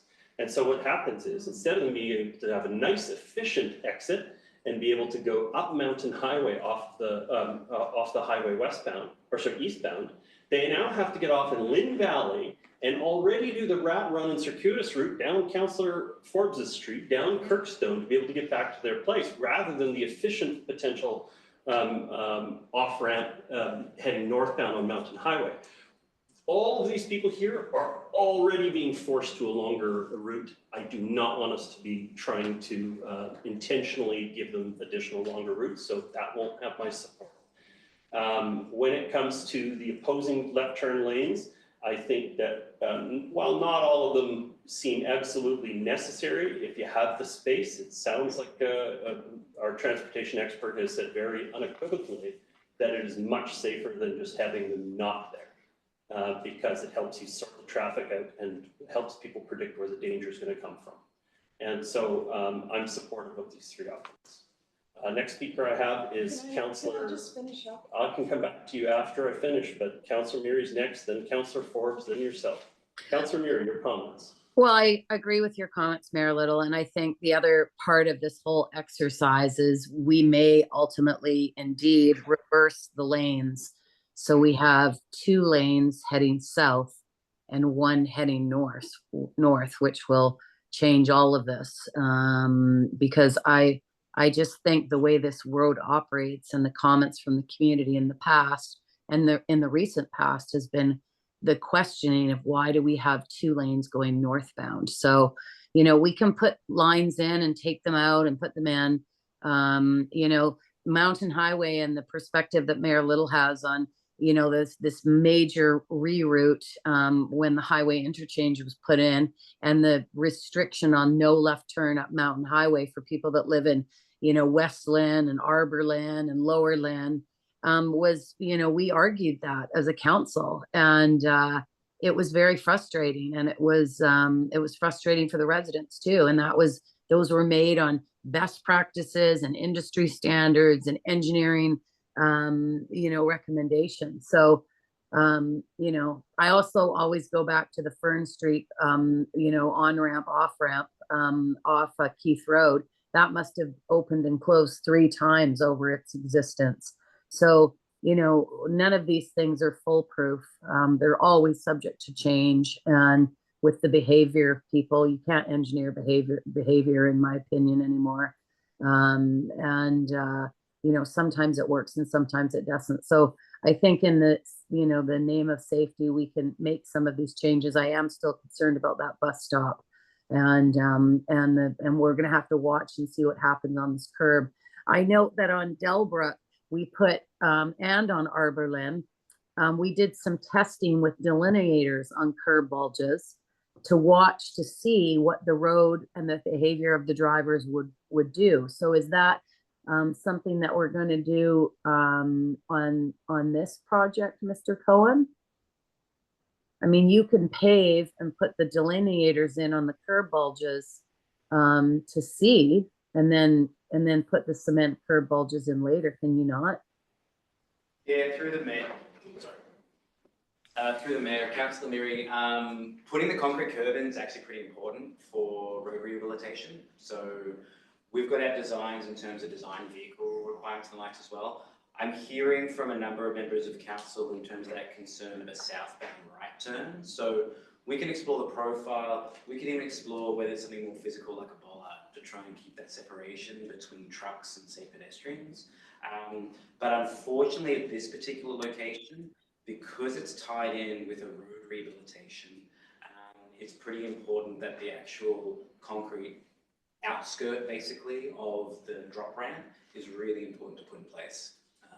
Well, I think we should, I just think because this is a really tight corridor, we've got limited space. I think we need to get it right the first time. We can always change the lines, but the infrastructure, you don't want to be putting it in and then realizing it's not going to work and take it out. So I think we got to have something that, you know, you can bring us back when this, is this coming back to a council agenda? What's the next step? Through the mayor, my hope this evening was that there'd be consensus on 3 sections for us to move forward. And we never make decisions at council workshops, and the report says receive for information. So I think we still have to get some information back on that bus. Generally, I'm fine with it, but I think we need to ask the question about that that curb bulge on Kirkstone, the cut through, and the bus at 24th, and I think we need to, you know, have that information. So I think there's a lot of questions on this, and I can't, you know, I'll just say that, you know, being able to see the whole road and how it operates is very important for us to understand and be able to make decisions on this. And I just say that for future presentations. Okay, thank you. I've got Councillor Forbes. Just a couple of quick points. Councillor Miri is absolutely right with road enforcement. People don't slow down to 30K. I remember in the first month of the 30K being put there at Kirkstone Park, and the police were always there, and I stopped, pulled over and talked to the officer and said, how's it going? And he said, great. He said, 1 month, he said, we've paid for the next police ball. So they had given out like hundreds and hundreds and hundreds of tickets. So you need enforcement if you're going to put in a 30K, especially in a high traffic area where people are going to want to run through it or cheat. I forgot to mention also that that right-hand turn onto Kirkstone is going to include all of those people that are going to come from Emery, because most people turn out of habit. If they've got a choice to cross traffic and go left or just turn right, they'll just turn right, which will bring them down to Kirkstone, which they'll turn right if they want to go to the city or Grand Boulevard or any of that. So all of that Emery buildup is going to affect the traffic there as well. And please, when you're looking at the bus, don't forget the bus stop below, south of Kirkstone, is almost identical to what we're talking about north. It's just that it's going south. So please don't forget to look at that on the south side. And just an interest of note, I was really sad to hear that at 5:30 last night, a 64-year-old woman was hit by a truck turning left in Burnaby. And so left-hand turns aren't, you know, infallible. It's human too. So I just wanted to put that out there, that left-hand turns don't solve all the problems. That's all. Thank you. Councillor Pope? I just wanted to add that that I do support the pedestrian bump outs, and I do feel, that as Councillor Back has mentioned, that the bike cutouts are a really good idea. I was reminded of a trip I recently had in Mexico where they had phenomenal bike lanes and just in one of the major centers, they had this cutout thing that happened, and it was like reams of tourists going back and forth across the street, and somehow everybody navigated it just fine. I don't know how, but anyway, they seemed to navigate it just fine. So I think that sounds like a good idea.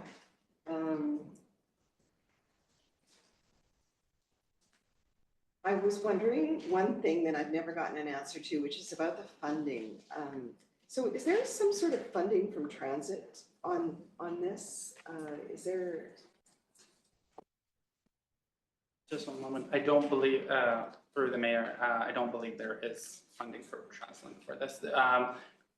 We would, originally there was, I think, with the bike lane project, but that would not be eligible in this case. We can look at alternative forms of funding, such as ICBC road safety program. And so we would look at that to hopefully cost share, and which they have in the past. And this would be a very strong candidate for ICBC funding.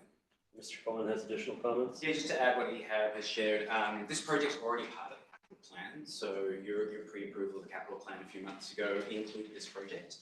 What staff are proposing is actually substantially below the maximum budget that's been allowed. So that's a good news story in terms of returning funding. I do want to just talk back to a comment previously in terms of what are next steps in reporting back to council and the likes of. I'm a little nervous just in terms of we're basically at April. We need to pay this section for in the summer. And so in terms of trying to navigate some of the questions on East 20th and East 24th, I just wanted to propose that maybe staff, because these are operational matters, that staff report back to council via an info report. That would just be my suggestion. I'm just nervous on needing to come back for another council report of regular and the likes as well. We may be short on time, but just wanted to identify. Okay. Councillor Pope, floor is still yours. Thank you. I'm just wondering about I think I saw a $1.1 million amount. And so, yeah, obviously this would be significantly less. And I'm wondering, so could that money be reallocated to find, say, a safer route through the side streets or improving safety on the side streets for cyclists and the north-south connection between Lynn Valley and Sealand? Yeah, so through the mayor, Councillor Pope, so the idea is we have to return the funds through a policy, but working with the CFO, we'll be looking at what other opportunities are there, i.e. the southern segment, which would include that conversation about a neighbourhood greenway and the likes as well. So that is part of the process in terms of returning funds. Okay. Okay, thank you, Councillor Back. Just to say, in terms of the process, I would support an information report. I think we generally agree on the three sections here. I would like to hear kind of some answers to the questions that were raised tonight, but I don't know that we need to have a whole nother discussion about it. Thank you. Okay, I see no further hands up or questions on the matter. So council, we do have as our policy, when we have some time left over, we allow opportunity for members of the public to speak on items. I have nobody signed up ahead of time. We are over time, but anybody like to address? I see Corey's raised his virtual hand. We'll go to Corey. Corey, Koss, we're just going to move you over as a panelist.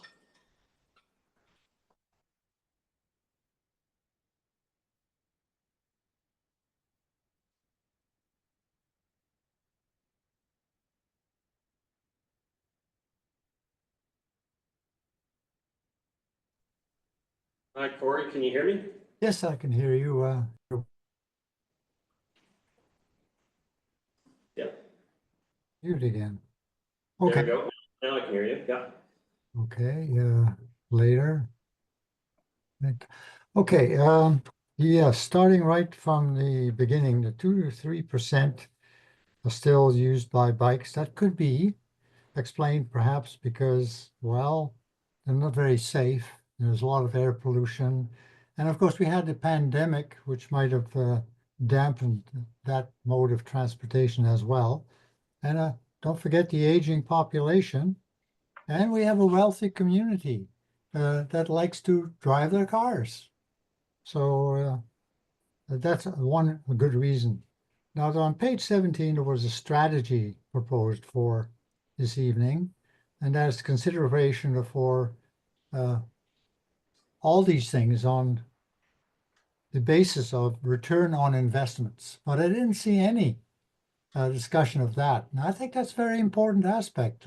You know, you got to consider the return on investments. It would be nice to know what the cost of new sidewalks, which are increasing exponentially since 2009, really are. And I think I've sent council a report on that. I did think of this euphemism of curbside use before Councillor Pope said that. The euphemism being, of course, street curbside use instead of street parking. You know, on-street parking is the really relevant thing. The road classification, it'd be interesting to see, are you intending to change the standards of whereby we've gone by in North America for ages? Yes, conditions might have changed, and that's good then to consider whether you slip from one standard to another. But actually changing the standards, I think I would see some rational opposition to that. From a listener point of view, I see all these slides go, but they, at the beginning of the presentations, they just stick around and I can't see anything of who is at the table speaking. And I think it's a big detriment not to have the slide when it's not in use to show council members at the table. So the broadcasts are really much too tiny.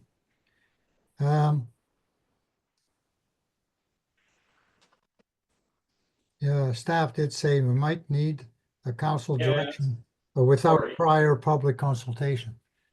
Anyway, Yeah. there's lots of comments. I think I've made most of them to you. I'll send the rest by text. Thank you. Corey, can I just check in with you here? So at the top of your screen, can you not switch back and forth between D&B committee room screen and webinar? No, You can only see webinar. Okay. not when you're doing a slide presentation. It takes over the whole feed when you do the slide presentation. Yeah, and I see a tiny little image. I took some snapshots. If you wish, I can send them to you. Okay. I do have a second speaker. Minding the time, so I've got Andrew Marks. I'm gonna move you over as a panelist. Okay. Andrew Marks, can you hear me? Yes, can you hear me? Clearly, welcome. You have 3 minutes to address the council. Thank you, Mayor. So I'm just wanted to more or less address the proposal at Kirkstone and Mountain Highway. You know, I'm a parent and I walk my kids from Barland Crescent down to Eastview Elementary every day, and I also cycle that corridor. So we do appreciate that they are on the northeast corner or northwest corner doing that bump out and removing the hydro pole, or at least considering removing the hydro pole. I think that's a no-brainer. I think the issue here with adding in the left turn, dedicated left turn lane, particularly southbound, is that you know, now in the current configuration, traffic flows basically straight north-south, and as has been said tonight, you know, cars can take a right-hand turn southbound onto Kirkstone without impeding any traffic. And so now what we're doing is we're pushing or relocating traffic closer to the curb and closer to where these pedestrians and kids are walking. And you've got basically traffic that wants to flow south plus traffic that wants to make the right all in one lane.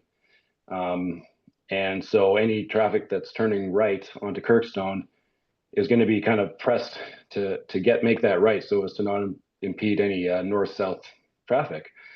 And already, I think the main concern for us is that there's already cars, even with that the gap that we have now, they're still making that right very fast and maybe not looking and not having the visibility. And we've had lots and lots of incidences there. So I don't think this particular option works. We have been advocating for a advanced walk signal for pedestrians. And it doesn't even have to be at all times, but maybe just during peak hours for when kids are going to and from school. But something like that should be considered, because right now we're kind of pushing that traffic that needs to turn right onto Kirkstone even closer, and potentially even more, putting in more of a dangerous situation for the people that are crossing north-south to continuing along Mountain Highway. Anyways, those are my comments. Thank you. Thank you for your comments and remarks. Okay, council, thank you very much for your comments. There is a motion to receive for information on this matter. So moved. Second by Councillor Ma. Prepared to call the question. All in favor? Contrary minded? Motion is carried. Council, we've completed the business of this evening's meeting, so I'll accept adjournment. I accept it from Councillor Ma. And so just want to say thank you very much to staff for the presentations, extensive presentations, lots of discussion today. Really appreciate your work on this and from the earlier presentation as well. Thank you. And so just want to say, everybody have a great week. We do have a public hearing tomorrow night, 7 o'clock, and for short-term rental policy tomorrow night. And so look forward to seeing you there. Good night.